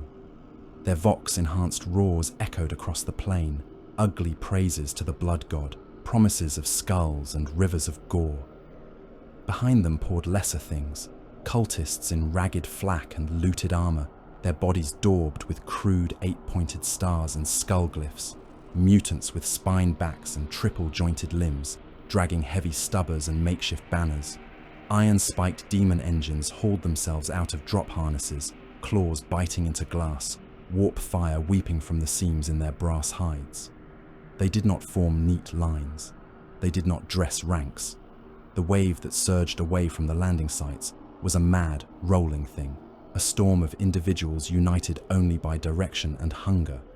Berserkers shoved and struck each other as they ran, jostling for position at the front of the charge. Cultists scattered to either side, trying not to be trampled by their betters, spilling ammunition and weapons as they stumbled. Ahead, the Necron phalanxes were already moving. Gauss flares rose as one. Energy built along their crystal cores, threads of emerald light running from power cells into long, cold barrels. Immortals adjusted stance, their broader frames absorbing recoil as they aligned their heavier weapons. The first volley was not a ragged line of individual shots, it was a wall. Emerald light howled across the plain, not as beams but as flensing tides. Gauss storms swept into the front ranks of the oncoming horde, each particle stream a machine-precise disassembly at the molecular level. Cultists struck by the fire did not bleed, they came apart. Skin peeled away in thin curling strips, exposing muscle that dissolved in turn. Bone flashed bright for an instant, every line of the skeleton etched in glowing emerald as the stripping effect ran through it. Then even that was gone, leaving only drifting motes of dust where men had been a heartbeat before. Armor clattered to the glass, empty, still painted with fresh blood. Lesser chaos. Marines fared little better. Their ceramite plate sloughed and ran in greasy rivulets under the gorse wash, leaving the gene-bulked flesh beneath exposed, just long enough for it to unravel into hissing vapor and powder. Chainswords dropped from hands already reduced to skeletal frames, then to nothing at all. The wave staggered. A second volley ripped into it, then a third. Each one carved out swathes of the attackers, leaving smoking emptiness where there had been noise and colour. Yet the charge did not break. For every berserker atomized mid-stride, another hurdled the drifting dust of his passing. For every cultist stripped to base matter, 3 more tripped over his collapsing equipment and flung themselves forward again. The butcher horde bled, and its response was to scream louder and run harder. Drop pods kept slamming into the plain, adding fresh pulses of flesh and steel to the tide. Crippled assault boats crashed and came apart, spilling intact Astartes through, ruptured hulls.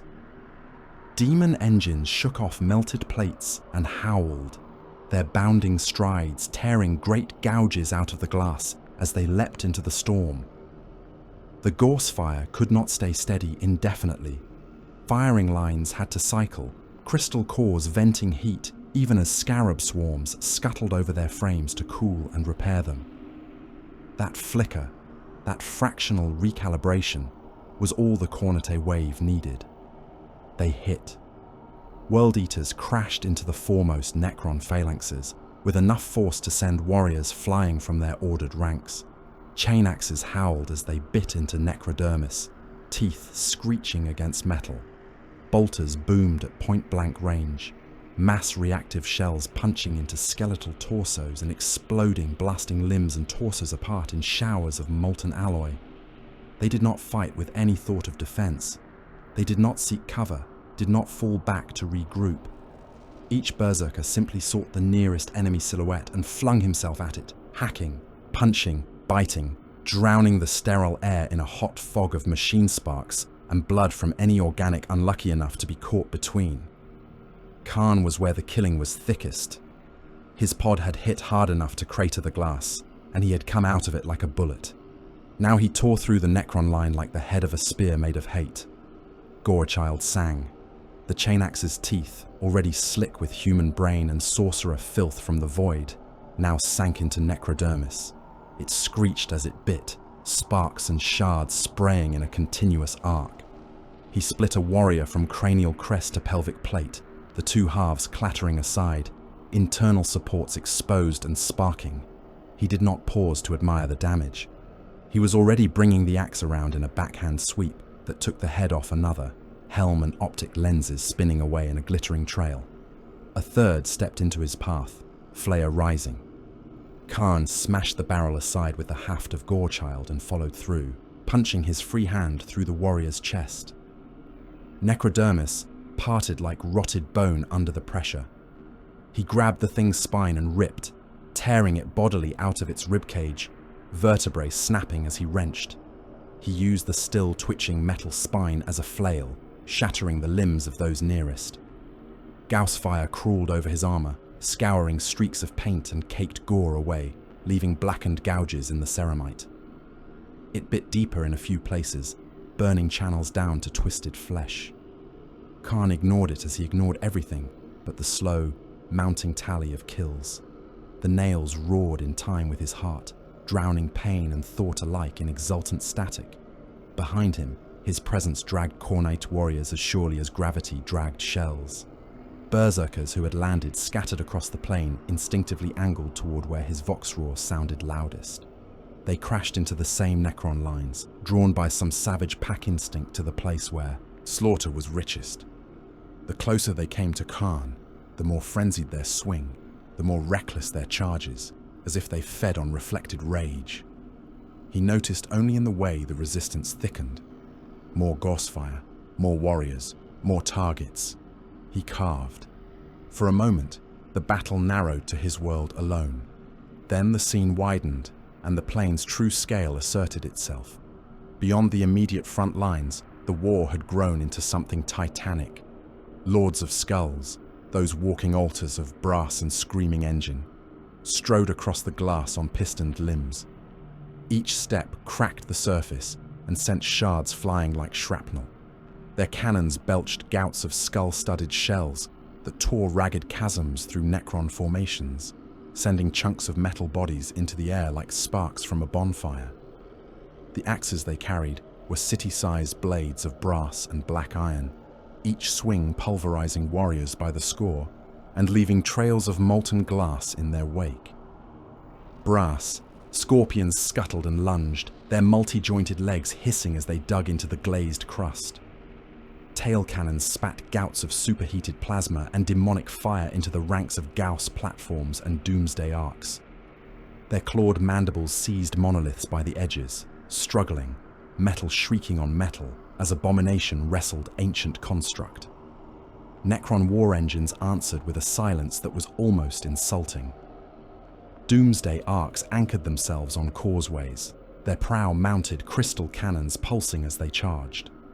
When they fired, the beams that emerged were not dazzling flashes, but tight, dense lines of ruin that bored through demon engines, slicing through hulls and armor, leaving neat, circular holes that glowed at the edges. Monoliths floated above the ground, their weight defying physics, the space around them distorted. Portals on their facets yawned open and spat streams of warriors directly into close combat where they were most needed. Reinforcements phasing, into being mid-swing, gorse blades and flayers already striking as they solidified. Canoptech wraiths flowed around the edges of the main engagements, their segmented serpentine bodies phasing through the glass itself, leaping up behind artillery positions and tearing apart crews with whip-like limbs. Scarab swarms climbed over the fallen hulks of demon engines, their mandibles chewing inexorably through brass and demon-forged steel alike, reducing the titanic war machines to ragged, shrieking skeletons, which they then devoured. The plain was a tapestry of overlapping kill zones. Every time a Khârn push broke through a phalanx, it found itself suddenly under converging fire from three directions. Gorse beams and energy blasts, cutting down the victors even as they roared. Skulls rolled, some cracked, some polished. All of them potential offerings regardless of who had worn them. In that chaos, even a World Eater's mind could be distracted. A Khârn champion shouldered his. Way up beside Khârn, armor a ruin of impact scars and roughly hacked on trophy racks. A mass of chains festooned his shoulders, each link hung with a skull. His chain axe's teeth were black with the oil blood of Necrons, its head already dented from blows struck against constructs. He swung, hacking into a warrior that Khârn had already cut down to a crawling stump. The blow turned the metal ruin into smaller fragments, scattering them. "Mine!" the champion bellowed over the clash, Vox grill snarling. "This line breaks to my hand, betrayer. My tally takes this section." He never finished the boast. Gorechild came across in a flat horizontal arc, low and brutal. The chain axe bit the champion across the belly, from one hip to the other, chewing through ceramite plate as if it were rotted leather. Teeth screeched, throwing sparks and shredded plating. Then they struck meat. The champion's Vox emitted a single shocked grunt as his torso burst open. What lived beneath?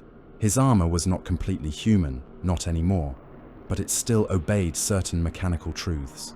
The power of Khârn's stroke tore muscles and shattered spine, whipping coils of entrails out in a thick, hissing curtain. Loops of organs slapped wetly onto the glass, steaming in the thin air, slicking the surface. Khârn kept moving. The champion's upper body folded over the axe head, then toppled, spilling down Khârn's flank, painting his greaves in hot red ribbons. The legs stood for a heartbeat longer, twitching, then collapsed, shearing the remaining strands of viscera with a wet sound. "Mine," Khârn growled, more to the battle than to the corpse. He stepped through the mess without looking down, Gorechild already rising again to meet the next metal skull that presented itself. Berserkers nearby laughed or flinched, according to how far through their own madness they were.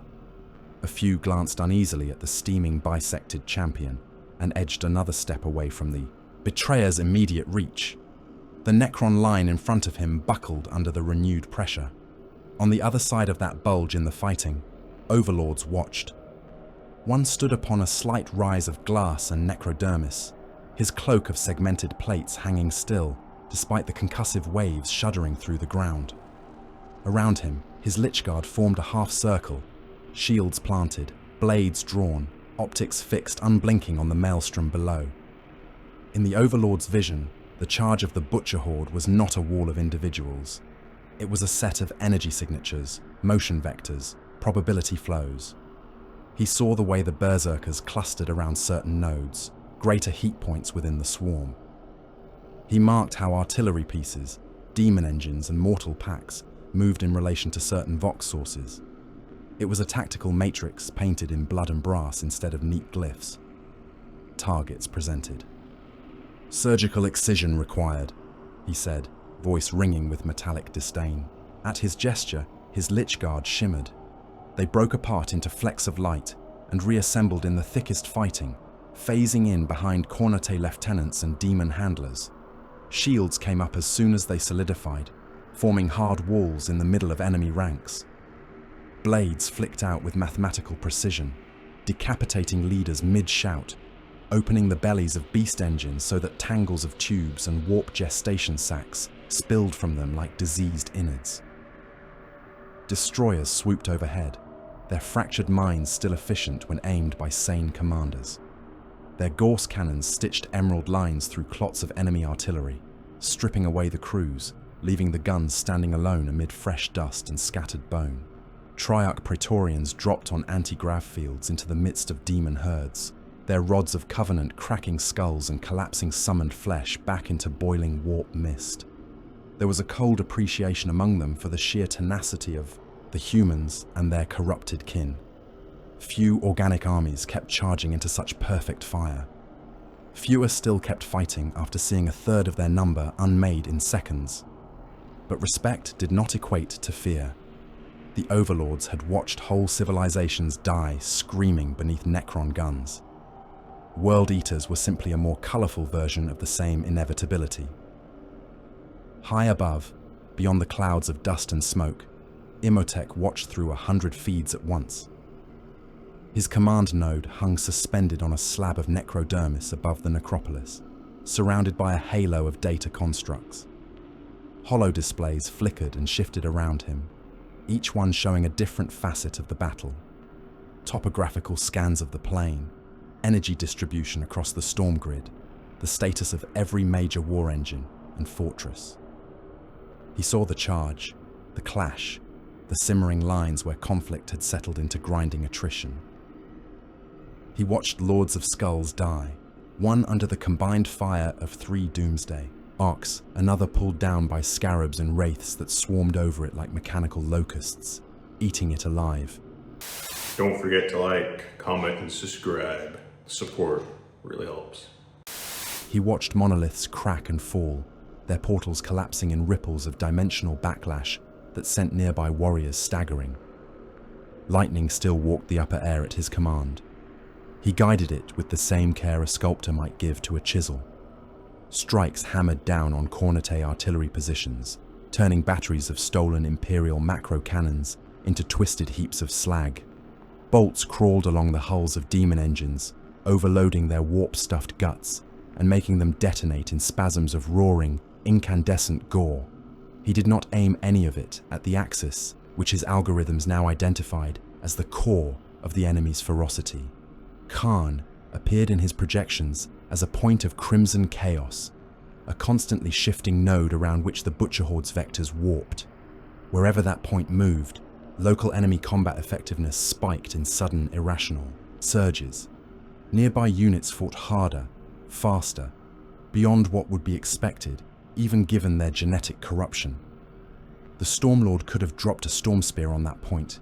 He could have focused a dozen pylons upon it and erased the champion where he stood, reducing the anomaly to dust like any other interference pattern. Instead, he watched. "Fire on," murmured the Royal Warden at his side, reading the same feeds in colder, narrower fashion. The Berserker at these coordinates. He is an outlier, a fulcrum. Removal would degrade the foe's cohesion. Temporarily, Imotekh said. Their worship of that primitive blood totem ensures that another animal would step into the gap. I wish to know what this one can do before I remove him from my calculations. He shifted the storm grid's focus, pulling fire away from Khârn's immediate vicinity. Gauss batteries and monoliths there would have to handle the champion themselves. Instead, lightning walked elsewhere, cutting down mortal support, burning apart transports, smashing bridges that would have allowed the enemy to bypass prepared slaughter grounds. Imotech's interest was not curiosity in the mortal sense. It was the recognition of an anomalous data point in a previously reliable model. Chaos, he understood, in the broad flows of its madness. This particular expression of it, this single warrior who shrugged off wound after wound to keep murdering machine soldiers, was an inefficiency in his understanding. Efficiencies demanded smoothing. The day ground on. Time had little meaning on Mandragora's plains, but by imperial reckoning, it would have been counted in hours of grueling slaughter. The sun, distant and pale, crawled across the sky, its light made sickly green by the ever-present haze of energy discharge and burning debris. Shadows lengthened and frayed as firelight and gorse glare filled the gaps. The mirror plane was no longer smooth. Crater mouths pocked its surface where drop pods and artillery shells had struck. Great gouges scored it where demon engines had ploughed through, leaving open wounds through which dim vault fires glimmered. The glass had melted and re-solidified in places, forming jagged ridges and twisted formations that cut boots and tracked limbs alike. Piles of wreckage rose like new hills. Broken bodies of demon engines lay in tangled heaps, their brass frames warped and sagging, their teeth fused in eternal snarls. From some, half-conscious demon ichor still wept, hissing as it met the cold air, forming sluggish puddles that bubbled with trapped, screaming faces. Next to those lay mounds of necron detritus, severed limbs by the thousand, torsos crushed beyond repair, skulls caved in by repeated blows. Scarabs crawled over them in carpets, stripping usable material, dragging components away to be reassembled. Some mounds moved, shivering as internal systems tried to reassert order, as broken warriors dragged themselves out of the heaps and staggered back toward the fighting, holes still smoking in their frames.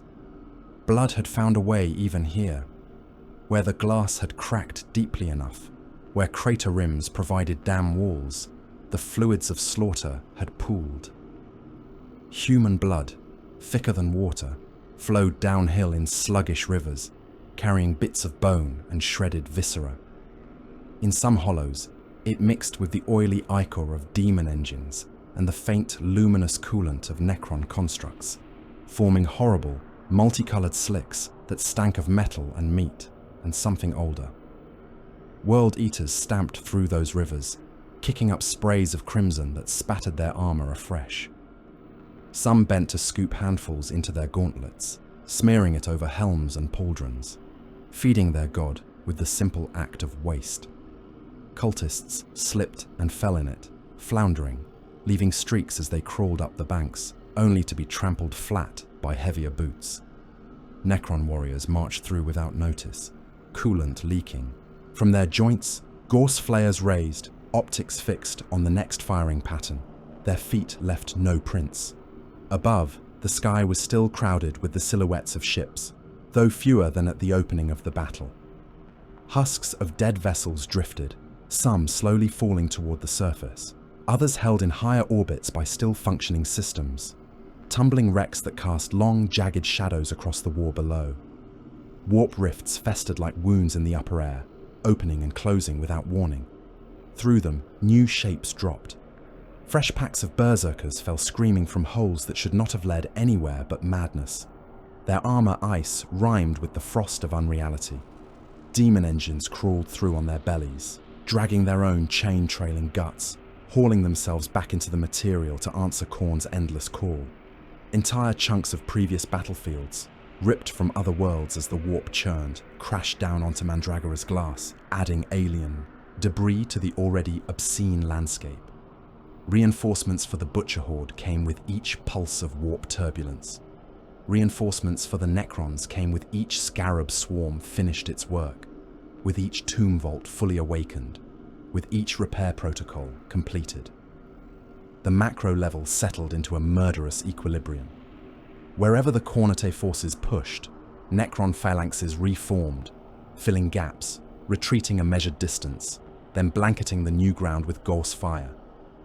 When Necron lines overextended, Demon engines and sudden warp spawned assaults smashed into their flanks, ripping and tearing, forcing them back a precise number of paces before the next line locked shields and raised weapons. The plane did not change hands. It was simply chewed. In the midst of that grinding, endless murder, one path differed. Khârn kept moving forward. He did not notice the shifting tides of the wider struggle, except when they brought him more enemies. His world was the strip of ground immediately ahead of him and the brief, wet lives of whatever stood upon it. He had lost track of how many times he had been wounded. His armor was a hammered ruin, ceramite cracked and burned, plates torn off to expose thick ropes of scarred, hacked-at flesh. Fresh dents marred Gorechild's blade, where it had struck monolith hulls and warrior skulls with equal fury.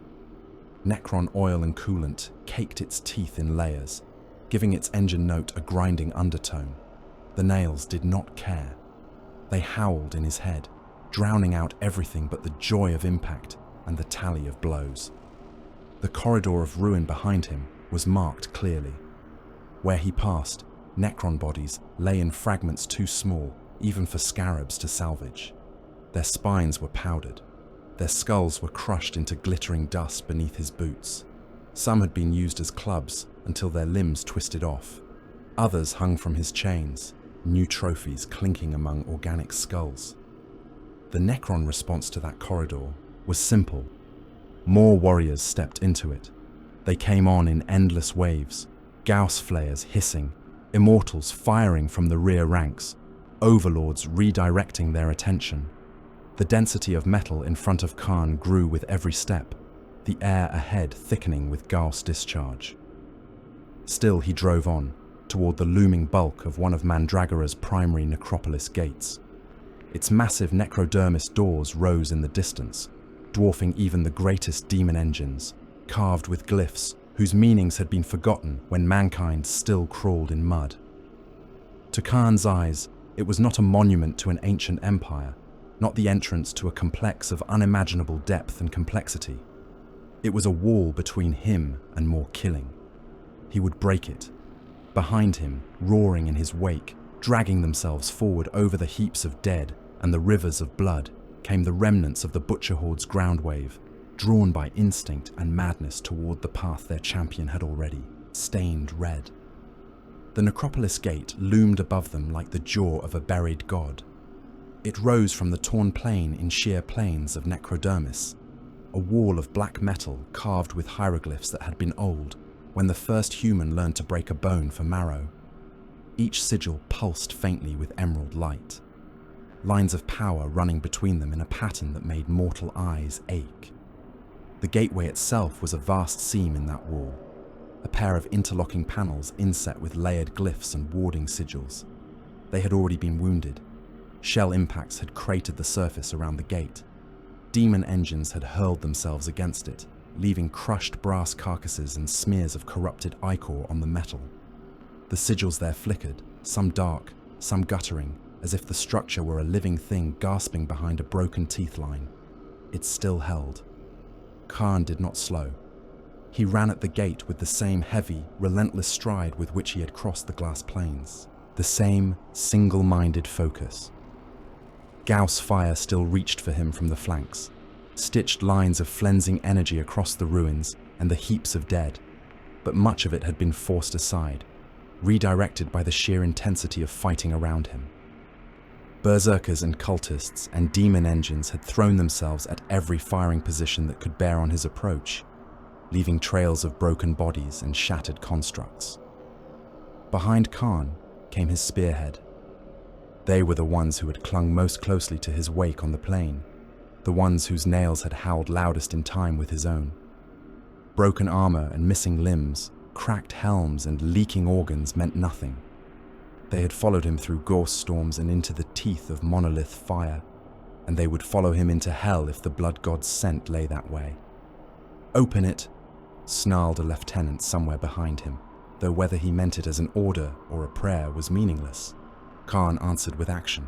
Gorechild rose, the chain axe's teeth snarling at full pitch, and came down on the fractured seam between the gate panels. Necrodermis met demon-enhanced adamantium, sparks exploding as the teeth bit. The impact jolted up his arms like striking an anvil. For a heartbeat, it seemed the gate would simply endure. Then a single sigil, carved beneath the axe head, cracked. It was a hairline fracture only, an almost invisible spiderweb of weakness, but it was enough. Energy pulsing through that ward stumbled, flickered, jumped to neighboring glyphs in jagged arcs. The pattern of power writ across the gate juddered, momentarily out of phase. Khârn hit the same point again, and again. Each blow was a seismic event, a hammer crack that reverberated through metal and stone. On the third stroke, several glyphs failed completely, their emerald light dying in a stutter. On the fourth, a slab of necrodermis, the height of an imperial habstack, sheared free and toppled outward, smashing down onto the corpse heaps and glass with the sound of a mountain cracking. Dust and shards fountained up around the breach. Shrapnel punched into nearby berserkers, punching holes in ceramite and flesh, knocking some from their feet. They rose shrieking, wounds ignored as the dust began to clear and a raw opening into the tomb yawned before them. Khârn was already moving. Inside, the world changed. The open sky and sprawling plain vanished, replaced by a tunnel of black metal and green light. Necrodermis walls rose on either side, close enough that the shoulder plates of Astartes scraped them if they forgot to keep to the center. The ceiling was low by Necron standards, yet still high enough to swallow human-scale armies, lined with recessed channels that glowed faintly, pulses of sickly light running along them like sluggish veins. The floor was not glass but metal, polished so finely it reflected in warped fashion. Their boots left bloody prints on it, smears of crimson that gleamed wetly in the emerald glare. Here and there, patches of crusted dust hinted that this passage had lain undisturbed for a span that mortal languages had no true word for. The air was dead. Outside, even on the corpse plain, there had been the scream of weapons, the roar of engines, the constant background howl of warp rifts and thunder. Inside the gate, the sound cut away like a severed artery. The distant roar became a muffled pulse, a low tone that pressed against the walls but did not truly penetrate. Null fields hung here, invisible, blankets over the senses. Demon engines that had forced themselves in behind the Astartes faltered. Their roars became choked, as if something had gripped their throats. Warp fire wreathed around their limbs, guttered blue for a heartbeat, then shrank back to pale tongues. One reared up, claws scrabbling at the walls as if trying to climb back toward the open air. Its brass hide flaked and cracked where it touched the null fields, flesh beneath shriveling into blackened scabs. Berserkers staggered too, for a breath. The nails complained, their constant red howl interrupted by the dead calm. For men whose internal world had been nothing but screaming for so long, the sudden dampening was like a fist to the mind. Khârn's snarl filled his helm. He pushed forward, and the nails followed him. Whatever technology lay in Mandragora's heart could muffle the warp's touch, could make demon flesh whine and cower, could turn the voices of gods into echoes. It could not erase the butchered hardware drilled into a 12th Legion skull and wired into its nerve endings. The nails bit down harder, punishing any slackening of their host's fury with spikes of agony. Pain was an old friend. Khârn welcomed it. He welcomed the focus it brought, the narrowing of the world to the space directly in front of him. The null hush broke like thin ice under the hammer of his rage. He roared, a harsh, wordless bellow, and the Ma'at sound bounced back from walls that did not quite obey normal acoustics, returning to him in fragmented echoes of his own voice. The warriors immediately behind him steadied, their own implants adjusting, following the lead of the apex butcher in their midst. Those further back were not so lucky. Some clutched at their helms as if to rip them off, stumbling. A few dropped to one knee, rocking, blood leaking from nasal filters as their abused brains protested the sudden shift in stimulus. The slow-crawling shapes that oozed down from the ceiling took advantage of the stumbles. Scarab swarms dropped like metal rain, each tiny machine no larger than a man's skull, bodies formed of interlocking mandibles and crystal-studded shells. They hit the tide of chaos in a series of muted impacts, then burst outward, skittering along armor plates and exposed flesh in a chittering tide. They went for joints, for seals, for exposed cabling. Their mandibles were not made for flesh, but flesh, disintegrated under their work all the same. Ceramite and plasteel fared little better. A berserker at the rear of the spearhead screamed as 100 scarabs crawled under the edge of his gorget, mandibles gnawing, their gorse engines spitting micro-bursts that flensed chunks of his throat and jaw away from within. His skull collapsed inward as they reached it, his helm crumpling like soft tin as the constructs ate their way through. Others had their greaves stripped away in seconds, the leg beneath exposed in glistening red striations before it too was reduced to a cloud of greasy dust, leaving them toppling, trying to keep swinging even as their bodies failed. Khârn thrashed them off with the blunt back of his axe and the heel of his boots. Gorechild's teeth minced dozens when he swept it low, the chain blade turning the little machines into showers of shards and sputtering sparks. Those that touched him still bit, still flensed away strips of crusted gore and paint, but they found less purchase under his armor's ancient warding. He did not slow. The corridor opened in places, widening into chambers whose walls were inset with ranks of dormant warriors. As the spearhead entered, those ranks lit in cascading patterns, eyes flaring, limbs unlocking with an audible clatter. Necron elites here, not the line phalanxes outside. Blades of crackling Gauss energy winked into being in skeletal hands, and the air thickened with a sharper sense of threat. A Lichguard squad phased into being directly ahead of the leading berserkers, shields manifesting a breath before the first chain-axe blows fell. The storm of teeth and fury that had shredded lesser warriors outside now crashed against that wall of necrodermis and field. The sound was obscene. Chain teeth shrieked, biting into fields, chewing at the edges of black metal shields. Sparks and fragments spat in all directions. Berserkers hammered blows that would have shattered tank hulls, each impact jarring, their own bones. The Lichguard did not flinch. They held, their formation perfect, their overlapped shields absorbing and redirecting the violence. Then they answered.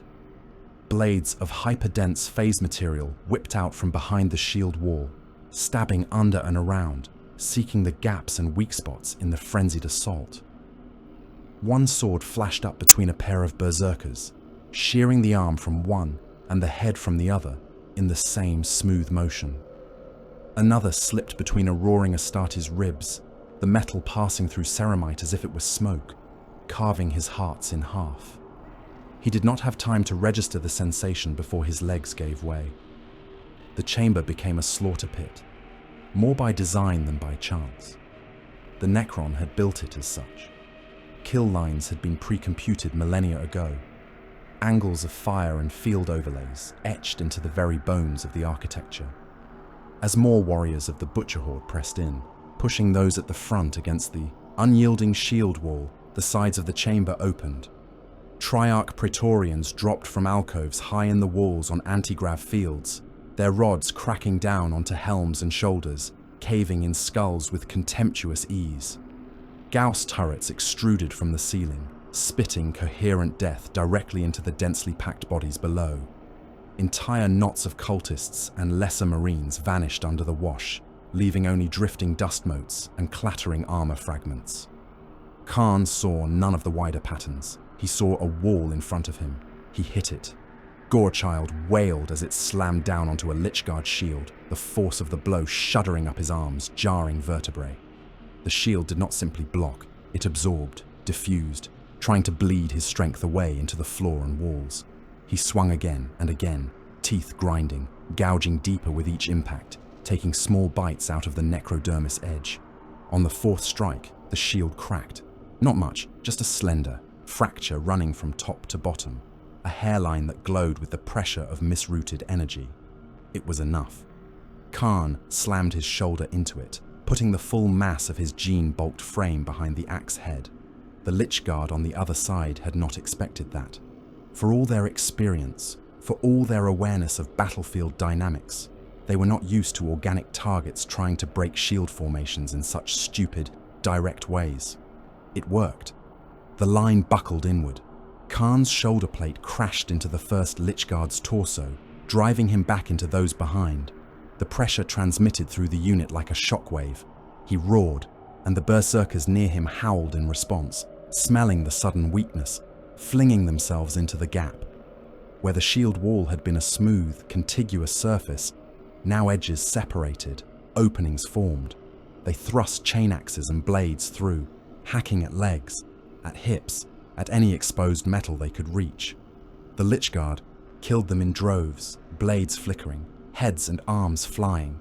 But for each fallen Khârn, 3 more hurled themselves into the gap, driven by the promise of forward motion, of anything but the suffocating standstill the Necrons tried to enforce. The wall cracked a little more. Beyond that chamber, the tomb deepened. Corridors branched and turned, some doubling back on themselves, others plunging down in tight spirals. In some, gravity shifted without warning, rotating so that walls became floors and floors became ceilings, tossing men into sudden falls or hurling them into the razor-edged protrusions that had been mere decoration if one walked in the original direction. In others, the very air changed. Dimensional traps waited in seemingly empty hallways.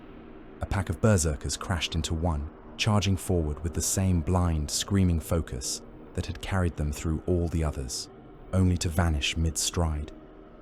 There was no flash, no sound. One moment they were there, solid, heavy, blood-soaked. The next, there was empty space and a faint scent of ozone. The corridor itself seemed to ripple for a heartbeat, as if accommodating their absence. Far away, in a pocket of unreality carved into the bedrock of Mandragora, something new flickered into existence. They died there without understanding where they had gone. Entropic fields hung in certain archways like cobwebs. A world eater stepped through one, roaring, his armor already chipped and scarred. In half a step, it aged.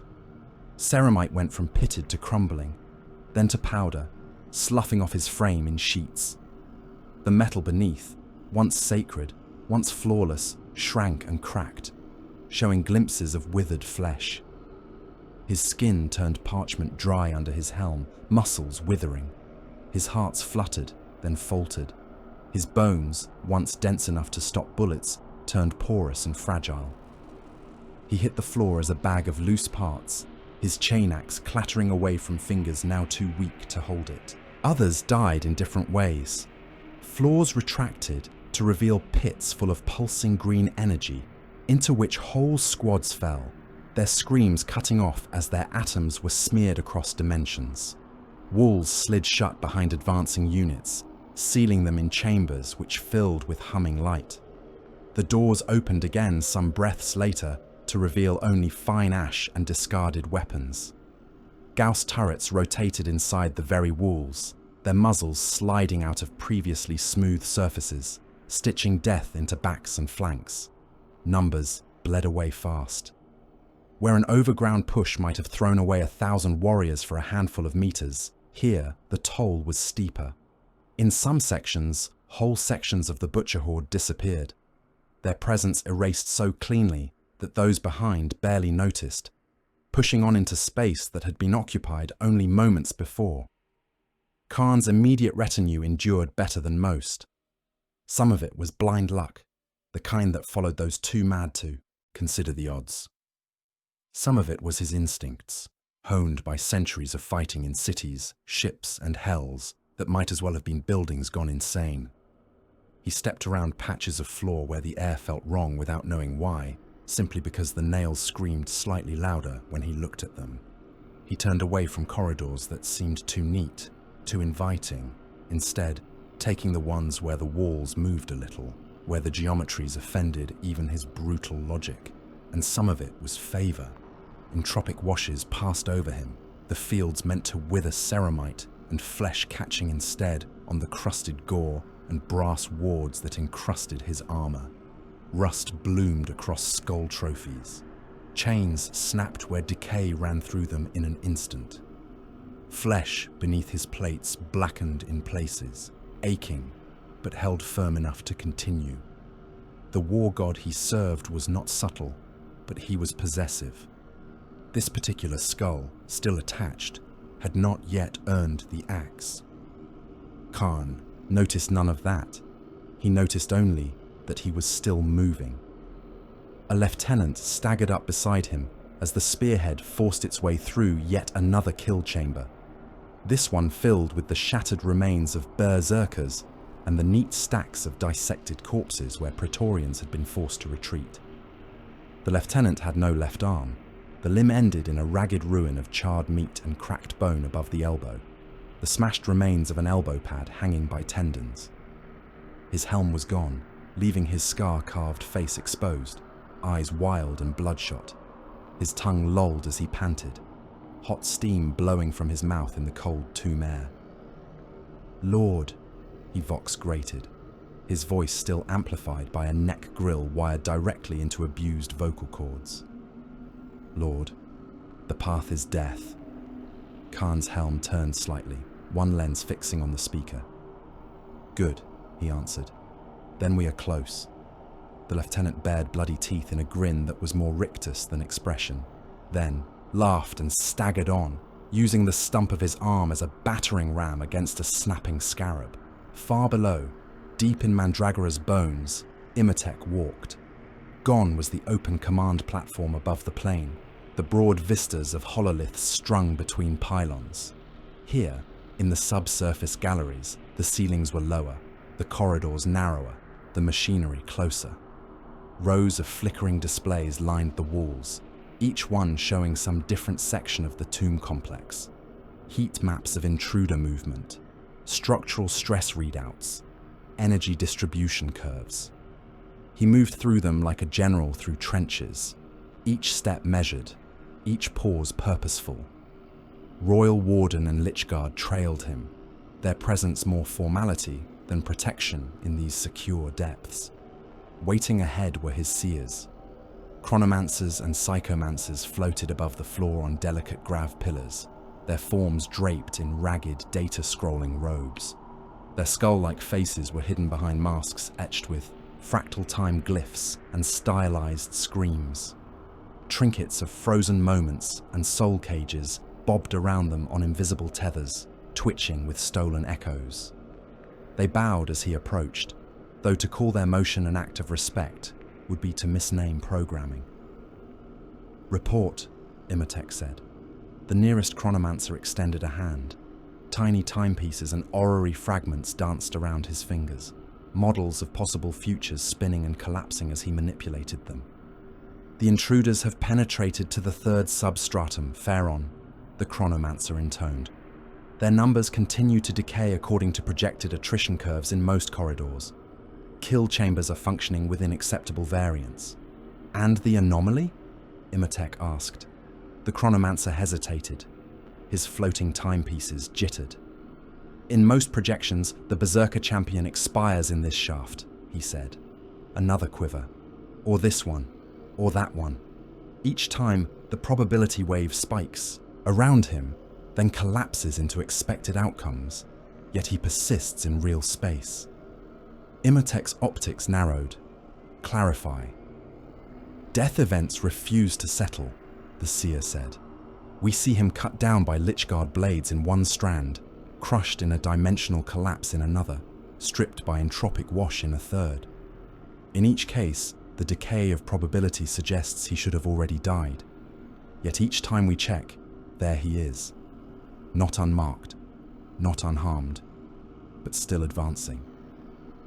A psychomancer drifted forward, his own entourage of shackled souls chattering. "The warp is thickening where he treads," the mind flenser said. "Each skull he takes, each engine he destroys, forces his god's presence deeper into our geomantic anchors. The null fields held, while they did not yet know they were challenged. Now, awareness spreads on the other side. Minds turn, eyes bleed through space. A champion threaded through by prediction and contradiction," Imotekh mused. "Interesting. He could have ordered the nearest kill chamber flooded with enough energy to carve that particular corridor out of his planet entirely. He could have directed death rays to focus on the anomalies until the rock and metal there vaporized, taking Khârn and his nearest followers with it. He chose not to. "Collapse these junctions," he said instead, indicating several points on the hovering schematics. "Withdraw warrior cohorts from these side passages and route them to tertiary positions. Seal these galleries and reassign their traps. I want the intruders guided." The chronomancer twitched.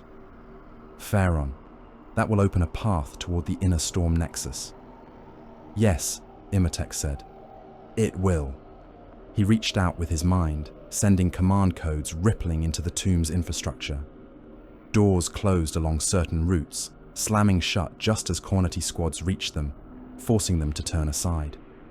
Elsewhere, walls shifted, revealing new corridors, where there had been only dead metal, inviting further advance.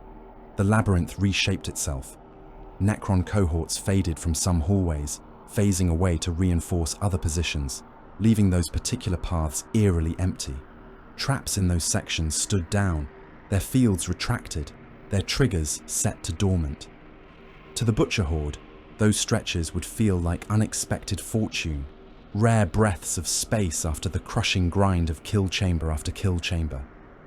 They would hurry along them, thinking themselves clever or favored, unaware they were walking a line inscribed by a mind older than their species. On the other side of those moves, Khârn killed. He killed overlords who stepped in to hold bottlenecks, their own war scythes crackling with energies stolen from the carcasses of stars. Gorechild clashed with those elegant weapons in showers of sparks, each contact a contest between deliberate honed technique and raw, berserk brutality. In some duels, he was wounded. Badly, plates punched in, circuitry fused, flesh beneath gouged and scorched. It did not matter. He always kept coming, always pressed forward. He killed lesser lords whose arrogance led them to try to cut off his spearhead personally, their personal codes overriding defensive protocols so they could meet this vexing meat champion face to face. Their skulls joined his chains. Their decapitated bodies lay twitching where he left them, optics dimming as scarabs swarmed over them to salvage what they could. He killed destroyers whose warped, floating frames drifted through intersecting corridors, their Gorse cannons blazing. He caught one by its spine, dragging it down out of the air, Gorechild tearing its segmented torso into streamers of sparking fragments. Another tried to flank him, only to have its head pulped under his boot, the crunch sending a jagged thrill through the nails. Each death was a point of pressure on reality. Every time Khârn split a Necron noble's skull, every time a demonic engine died roaring in an entropic field, every time a corridor ran slick with blood that should not have been able to exist in these sterile halls, the warp pressed tighter against Mandragora's skin. What had been hairline fractures in the null fields expanded, spiderwebbing through the geomantic network. Tiny, unnoticed eddies in the energy flows twisted, turning inward. Above, the sky reddened in places where no light should change. Khârn cared for none of this. There was a moment, once, in a junction where the lights flickered and failed, as if the tomb were drawing breath. For a second, the only illumination came from the afterglow of Gauss fire in the metal and the slow gleam of distant glyphs. In that darkness, with the nails shrieking and his armor hot and slick with his own blood and others, a sound reached him. It was not a voice in the conventional sense. It did not come through Helmvox or echo down the corridor. It arrived in the spaces. Between heartbeats, a subsonic rumble that made his bones quiver, that resonated with the implants in his skull. A roar, endless, wordless, made of rage and betrayal. A sound he had known from another life, from another war, when they had stood beneath a sky of fire and watched their father tear his way through a wall of loyal fools. Angron, approval. It rolled through him like fresh blood. For an instant, the world narrowed further, his focus sharpening to a point that was almost painful. The nails bit down, biting deeper. He laughed, a short, sharp bark that cut the dark. "Watching?" he rasped, though the word meant little. "Good. See what skulls I bring you." The lights came back, bathing the corridor in emerald and black. He moved on. The maze eventually opened. They felt it before they saw it, those few still at his back. The air changed again, not into the null bite of the outer corridors, but into something charged. The metal beneath their boots hummed. A bass, vibration that made loose teeth rattle. Glyphs along the walls brightened, their light synchronizing, pulsing in measured time. Ahead, the passage ended. Massive doors of interlocking necrodermis sigils filled the space from floor to ceiling, a pair of slabs that were more mechanism than simple barrier. Their surfaces shifted, symbols sliding over and through one another in slow, grinding patterns, each configuration a piece of some vast equation etched across both panels. As Khârn approached, those patterns twisted more rapidly. Locks the size of tanks turned inside the walls. Energy fields folded and unfolded in layers. The doors did not swing outward. They unmade themselves, sigils separating and sliding into the surrounding stone, opening like a puzzle disassembled by an unseen hand. Beyond lay a chamber that made even Astartes pause. It was vast, a hollow carved into Mandragora's heart, its dimensions difficult to grasp because the walls did not all agree on where they were. Vertical and horizontal lost meaning. Platforms jutted from surfaces at impossible angles, yet kept their lines straight.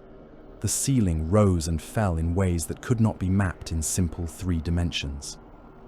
At the chamber's center stood an obelisk. It was a spire of black-green metal, taller than any titan, its sides etched with lines of shifting light.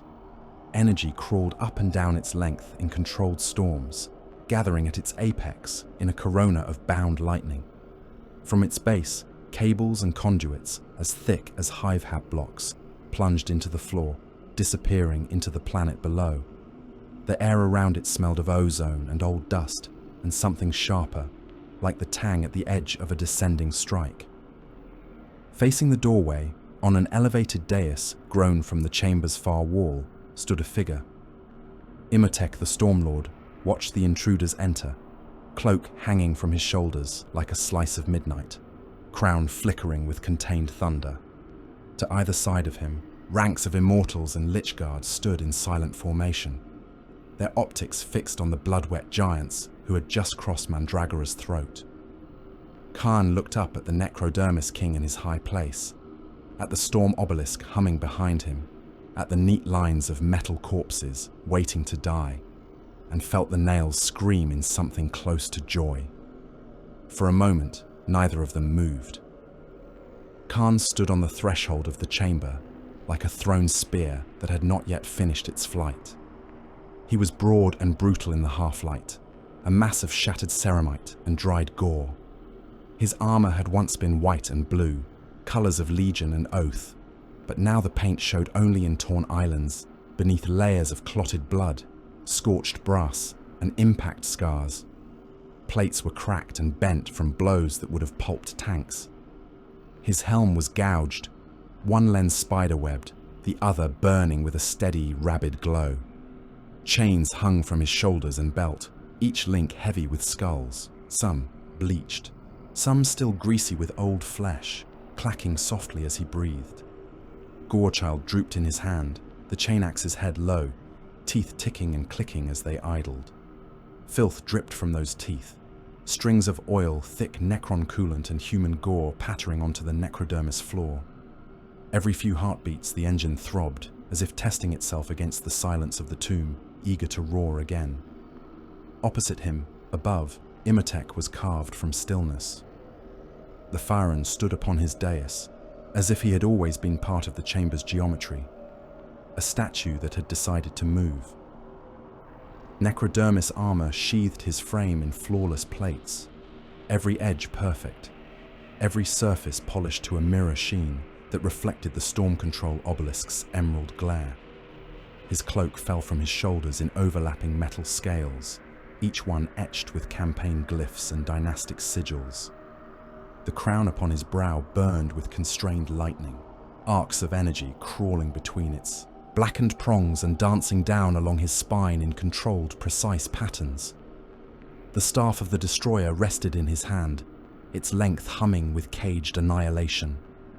The gauntlet of fire encased his other arm, its claws flexing once, a slow, deliberate motion that sent a faint ripple of heat rolling out into the air. Lightning spiraled lazily around him, feeding on the Storm Nexus obelisk behind. It wreathed him without touching, held at a respectful distance by fields whose equations were etched into the stones of Mandragora itself. Each flash lit the chamber in stark relief, throwing Khârn's massive, gore-streaked shape into brief, vivid profile. They regarded one another. There was a distant thunder in Khârn's skull that had nothing to do with the storm grid. The butcher's nails shrieked, a constant gnawing scream that turned thought into slag and replaced it with the simple, clean imperative of kill. Even so, some deep vestige of his old gene-wrought instincts catalogued what he saw. Tall, strong, armor thicker than that of most Astartes. Not quite the bulk of a dreadnought, but moving with a terrible, measured grace, wreathed in power that tasted wrong, that tasted like nothing the warp knew. A king, and behind him the weight of a world. Good, the nails whispered, in the language of pain. Worthy. Imotekh measured the war dog in turn. His optics saw not only the crude exterior, the caked blood, the cracked plates, the ragged chains. His internal auguries ran under the surface, probing spectra and energy signatures. He saw the gene pattern of a legion whose name was written in imperial records as a curse. He tasted the warp burn on the man's soul, a raw, scar tissue mess of Khârn's fingerprints and Angron's shadow. He noted the nails chatter as an ugly background signal, a constant feedback loop of agony and ecstasy. He catalogued the battle data on the champion's approach. Phalanxes broken, overlords slain, kill chambers, survived that should have erased any organic intruder. He mapped those onto probability webs that had already proven unreliable, watched the knot of error that was Khârn twist at their center. A remarkable specimen, Imotekh said at last, his voice carrying cleanly across the chamber, resonant and cold. Gene wrought by the ancient emperor, twisted by the warp, then shackled to a primitive blood idol. A weapon designed for obedience, corrupted into a tool of random slaughter. Khârn's head tilted slightly, as if listening for sense in a foreign language. Imotekh continued, analyzing aloud as if this were a dissection more than a duel. Battlefield efficiency, high in short-range engagements. Strategic ability, negligible. Disruptive potential, significant. Long-term sustainability, minimal. You burn bright and brief, barbarian. You are less an army and more a natural disaster. Statistically impressive, ultimately irrelevant. Khârn rasped a laugh. The sound grated through helm speakers thick with static. You talk like a metal scribe, he said. His voice was a low growl, full of old ruin and fresh spite. Counting and naming and weighing. None of it matters when the skull breaks. He lifted Gorechild a fraction, the motion enough to send a drip of mixed blood and coolant sliding from its teeth. Yours will sound different when it goes, he added. Behind Imotekh, Immortals shifted minutely, the first sign of aggression from the ranks. Lychguard tightened grips on shield and sword, ready to intervene, to throw themselves into the path of any assault. The Stormlord did not glance back, but his gauntleted hand flicked in the barest of gestures. Stand back, he said. The command rippled out through coded bursts, more felt than heard. Necron warriors obeyed. Immortals withdrew a precise number of paces, their weapons dipping. Lychguard stepped aside from the center of the dais, shields forming a curved barrier to either flank instead of directly in front of their lord. Imotekh stepped forward alone. You have pierced my crown world's hide, he said, descending from the dais in measured strides, each footfall echoing with folded thunder. You have broken my warriors, disrupted my equations, and offended my sense of order. It is only appropriate that I correct this personally. Khârn's laughter rumbled again, louder this time. "At last," he said. "The king leaves his throne." He took a step forward, then another, boots ringing on necrodermis. The obelisk's stormlight flared around them, throwing their approaching forms into a duel of silhouettes. One straight and perfect, wrapped in clean, controlled energy. The other hunched and brutal, dripping and cracked, wrapped in the invisible fumes of the warp's attention and the nails screaming. They met in the center of the chamber. Imotekh struck first. He moved with a speed that belied the weight of his frame. The staff of the destroyer arcing in a blur of blackened metal and green light. The head of the staff described a perfect, precise line aimed at Khârn's chest, a blow calculated to punch through armor, through bone, to pulp both hearts in their cage. Khârn twisted. It was not graceful. It was not calculated. It was the kind of instinctive, twitch-fast evasion only a fighter who had lived too long in the company of constant lethal blows could manage. The staff's head scraped along his breastplate instead of punching through, shedding sparks, scraping gouges into ceramite, knocking him sideways. Gorechild came up in answer, roaring. Khârn swung low, a killing stroke meant to take the Pharaon's legs off at the knee. Imotekh stepped back a fraction, cloak swirling, staff dipping, and the chain axe's teeth screamed against the necrodermis of his greaves instead of shearing through. Sparks flew. A strip of metal peeled away, the first damage Khârn had seen him take. It was shallow, was cosmetic. It was enough for the nails to shriek approval. They came together in earnest then. Khârn lunged and hacked and swung with wild abandon, blows coming faster than most eyes could follow, each one full force, each one an attempt to maim, to crack, to decapitate. There was no feint in his style, no deception, only a continuous, thundering assault that would have shattered any mortal warrior in a heartbeat.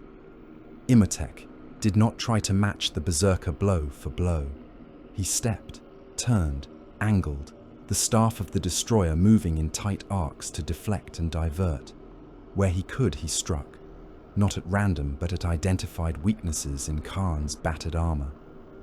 He stabbed the staff's head into plates already cracked by goss and blade, exploiting previous damage. He raked the haft across exposed seals, sending little bursts of annihilation into joints and cabling. The gauntlet of fire spat in tropic drafts when openings appeared, gouts of focused ruin that hissed against ceramite, blackening it, making it bubble and run. One blast caught Khârn across the abdomen, turning a section of his plate into glowing slag that dripped down over his thighs, carrying gobbets of his own scorched flesh with it. The chamber filled with the sound of their battle. Each impact of Gorechild on staff or armor rang like a hammer cracking an anvil.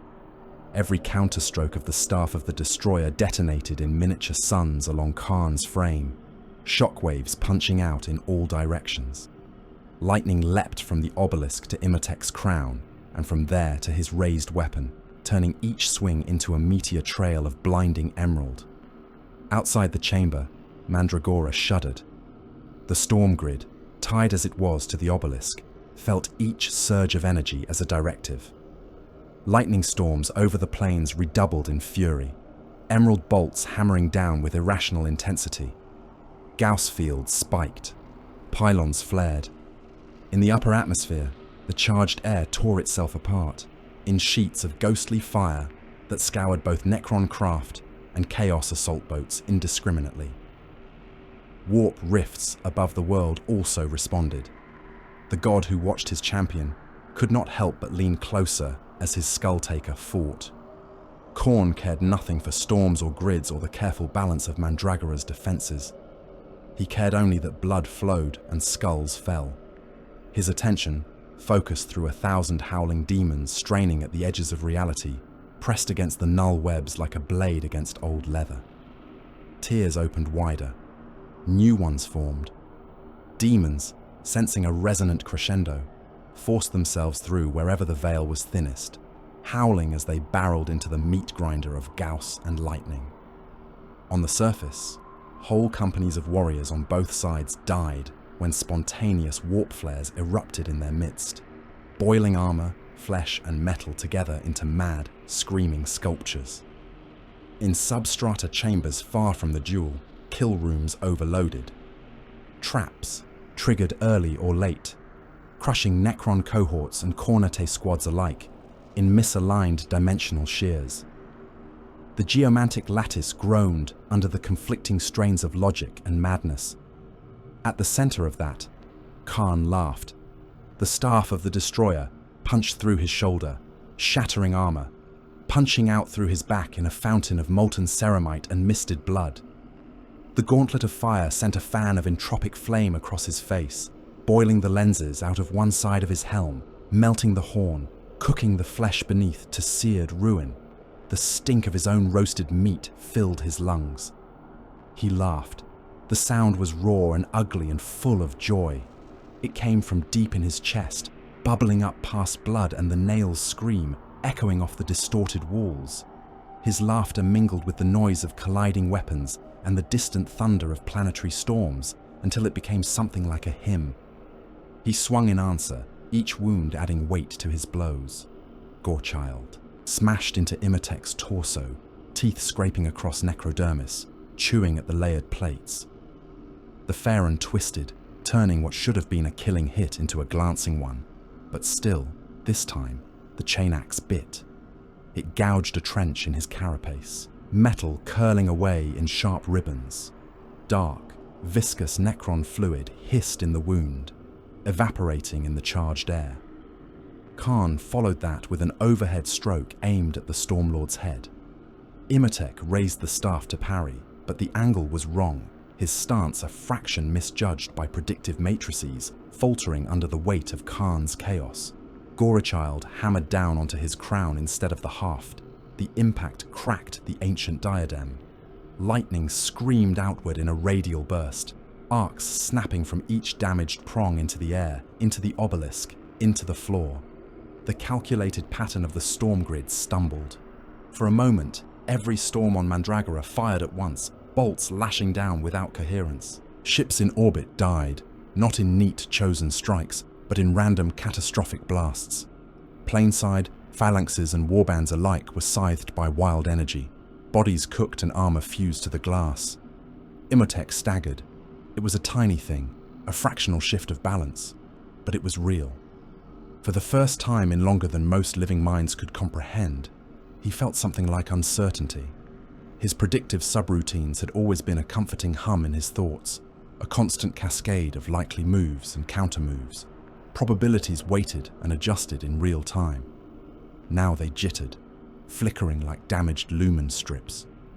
Khârn's movements did not fit their parameters. The warp's interference with Mandragora's systems added noise to his inputs. Every time he tried to lock down a sequence of events, the Berserker did something suicidally stupid that should have killed him and instead somehow brought him closer. "This is how we lose," whispered a voice that might have been old memory, might have been data from some long-ago failure, might have been the echo of that cracked crown. Not to superiority, not to logic, to madness. He crushed that line of thought.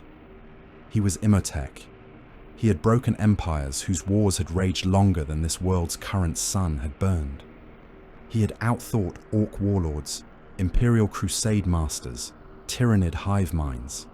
He would not be unmade by a singular relic of a dead human's flawed legion. He drove the staff of the destroyer into the ground and called more storm. The obelisk responded with a howl. Energy surged down its length, into the staff, into the crown, into the gauntlet of fire. For a heartbeat, he was the focal point of Mandragora's wrath, the eye in a hurricane of directed ruin. He released it. A storm-amplified blast of raw force erupted from him in a dome, invisible and yet violently real. It slammed into Khârn at point-blank range. Ceramite cracked across the champion's torso as if struck by a hammer, the size of a battle tank. Bones that had been broken before broke again, lines of stress racing through ancient, reinforced marrow. Organs crushed against the inside of his ribs. His helm snapped back, already half-ruined lenses shattering completely. He dropped to one knee, the floor beneath him spiderwebbing from the impact. Blood poured from the gaps in his armor in thick streams, more than most men had total in their bodies, pattering onto the necrodermis in hot spatters. For a moment, all sound seemed to dim. Imotekh stood above him, staff crackling, gauntlet still smoking. His crown hung slightly askew, a jagged crack visible along one prong. Necrodermis plates along his torso were dented and scored. That one trench from Gorechild, a black gash across a perfect surface. Optics burned steady. "Fall," he said. Khârn spat. The gobbet of blood that left his mouth was dark and thick, mixed with ragged shreds of meat. It hit the floor and sizzled where residual energy still crawled.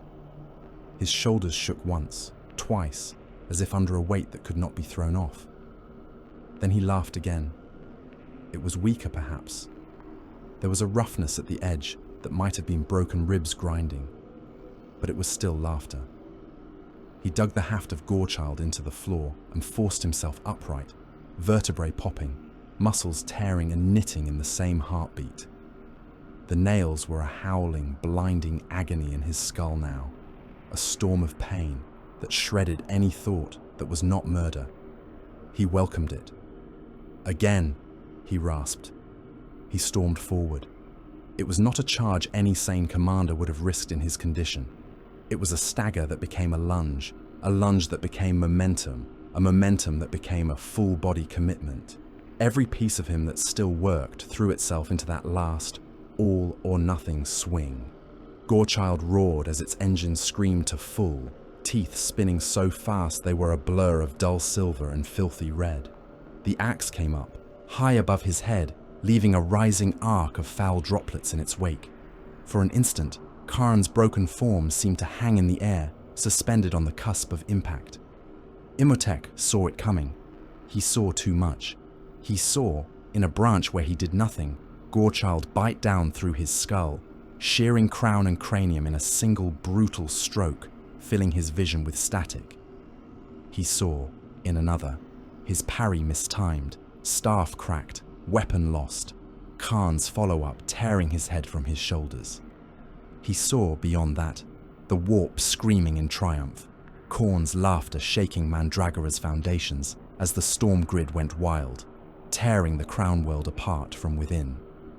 Killing this man, here, now, within the heart of the storm nexus, at the height of the warp's interest, might not end the threat. It might escalate it beyond all planned parameters. Other paths unfolded. In one, he removed the anomaly, not by erasure, but by translation. He chose the Pharaon's free hand, free, flexed, fingers of the gauntlet of fire curling in a pattern that was neither attack nor defense. Command codes buried deep in the tomb's operating strata triggered. Obscure contingencies laid down in eras when even the Khârn had still walked. The Storm Nexus obelisk's pattern shifted, its energy flows reoriented in ways no human sensor could have detected. The chamber began to phase. It started as a hum, a deep note beneath hearing that made the necrodermis vibrate. Green light intensified, washing color out of the world until everything was shades of emerald and black. Edges blurred. Static crawled in the air, streaks of shadow and light smearing as if someone had reached into reality and stirred it. Gorechild came down. The chainaxe's head descended toward Imotech's skull, teeth spinning, hungry, perfectly positioned to crack crown and bone. Khârn's arms were locked, his whole ruined body committed to the stroke. His laughter was a ragged roar, drowning out the strange new sound as the phase field rose. Halfway through that killing arc, the world dissolved into green and noise. The world broke and scattered. One heartbeat. There was the chamber, the storm obelisk, the cracked crown and the arc of Gorechild coming down toward the Pharaon's skull. The next, everything stretched.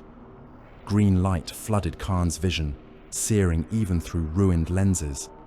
Sound smeared into a single knife-edge shriek, a metallic howl that might have been the nails pitched beyond hearing. The feel of the floor under his boots dissolved. For an instant, he was weightless, without direction, without up or down or blood to orient him. Then gravity returned with a hammer's certainty. Khârn hit something hard enough to crack rock. He drove into the new ground shoulder first, armor shrieking as it ploughed a short furrow. Shards of vitrified glass and necrodermis fragments erupted around him like shrapnel, bouncing from his plates, gouging new scars. He rolled, more from impact than intention, and came up on one knee, Gorachild gripped in both hands. The sky above him was wrong. It was not the clean black of deep void, nor the bruised emerald canopy of Mandragora's storm-racked air. It was red, a seething pall of blood-coloured cloud that seethed and boiled around invisible wounds in reality. Lightning strobed in it, but the flashes were not all green. Some were a deeper, uglier crimson, as if the sky itself were vein and muscle, twitching with the beat of an unseen heart. The obelisk chamber was gone. In its place lay the open plain again, though not the mirror-smooth expanse he had crossed before. This stretch was already torn, cratered by impacts and gouged by the passage of demon engines and Necron war machines. Piles of wreckage crowded the horizon, jagged hills of twisted brass, broken monolith fragments and mounds of splintered skeleton metal. Around him, men screamed. He twisted, chain-axe ready. Several berserkers lay in a scattered arc, thrown down with him by the phase blast. One had materialized half within a fractured Necron pillar, his torso jutting from the stone, legs trapped inside. He bellowed once, a roar sound, before the rock finished reshaping itself and crushed him, armor popping like rotten fruit. Another had rematerialized in mid-stride, 2 paces above the ground. He hit face first, neck snapping with an audible crack. Others were already getting up. One warrior surged to his feet, helm missing, scalp flayed from one side of his skull by the translation. Strands of hair hung over exposed bone, blood running down his cheek in slow, heavy drips. He looked around wildly for a moment, then saw Khârn and roared in relief, charging toward him across the broken ground. "Lord," he shouted, "the world shifted, the sky bleeds. I thought..." He never finished the thought. A line of emerald lanced out from the wreckage of a half-buried doomsday ark, slicing across his chest. Armor, flesh and bone vanished in a flash, leaving only a drifting cloud of red mist and the thump of his still-spinning chain-axe hitting the rock. Khârn saw the weapon fall. He did not spare a glance for where the man had been. He rose to his full height, rolling his shoulders, the damaged joints grinding. His wounds from the duel had come with him. The gash across his abdomen still leaked. His shoulder still burned where the staff of the destroyer had punched through. His helm still a half-melted ruin on one side. New bruises and fractures joined the old, but nothing essential was missing. He took a deep, rasping breath of Mandragora's tainted air, the smell of ozone and blood and scorched metal filling his lungs. The nails howled in his skull, the echo of the fair and stolen storm still ringing off their barbed teeth. He laughed, short and harsh. Wherever the Metal King had gone, the kill was not finished. That was enough. Far below, in the hollows beneath the necropolis, Imotekh flickered back into existence. He reassembled on another command dais, this one smaller, less grand. A node built into the side of a shaft lined with data conduits and support pillars. The translation spat him out in a hiss of displaced air and static. For a fraction of a second his form jittered, outlines doubling, then snapping back into phase with a sound like a snapped blade. Damage reports scrolled across his internal vision. Necrodermis plates along his torso registered fractures and gouges. The trench from Gorechild's blow gaped, edges blackened. Stress lines spidered out from it beneath his carapace. The crown sat crooked on his brow, the crack driven into one prong by the chain-axe's impact still leaking little sparks. Systems that had never failed him, not once since his awakening, throw up error glyphs. He dismissed them. The important parts remained. His core matrices were intact. His cognitive processes still ran at full capacity. His link to Mandragora's systems had been momentarily disrupted during the phase event, But the pathways were already reasserting themselves, threads of code retying in his mind. He reached out, and the planet answered. What returned was not as he had left it. The phase shift he had triggered had done what he intended, moved vast volumes of material and energy out of the storm nexus chamber, translated the anomaly and its immediate surroundings away from that dangerously sensitive node. But in doing so, the blast had not been contained purely within the neat channels of Necron technology. The warp had been watching. His emergency protocol had shoved against reality, not in a vacuum, but against an already straining membrane. The sudden mass displacement tore that membrane wider. It did not break outright. The null fields and latticework of Mandragora's geomancy held. But they stretched, and in the gaps that opened, Khârn's domain showed its teeth. From orbit, the change in the sky was obvious. The thin atmosphere over Mandragora tinted red. Clouds of congealed warp matter pulsed into being, not as natural weather but as meat and blood given vapor form. Shapes moved in them, enormous silhouettes like horned beasts swimming through a sea made of clot. Lightning flashed between those shapes, crimson and gold, lashing the tops of pylons and the hulls of passing ships. The planet hung at the edge of the warp's open mouth. Across the surface and in substrata vaults, the effects were immediate. Necron systems glitched, not in ways most organic foes would have noticed. Their formations still held, their weapons still fired. But subtle misalignments crept into the timing of kill chambers, into the phase patterns of teleportation nodes. Scarab swarms misprioritized repairs, pausing for irrational durations over certain carved skulls on armor plates, or pausing to strip flesh from bones that should have been left as waste. Demons surged wherever the geomantic. Lattice was weakest. Cracks of raw warp light opened in the midst of phalanxes, spilling blood letters into ranks of warriors. The brass-clad, sword-bearing creatures did not belong here.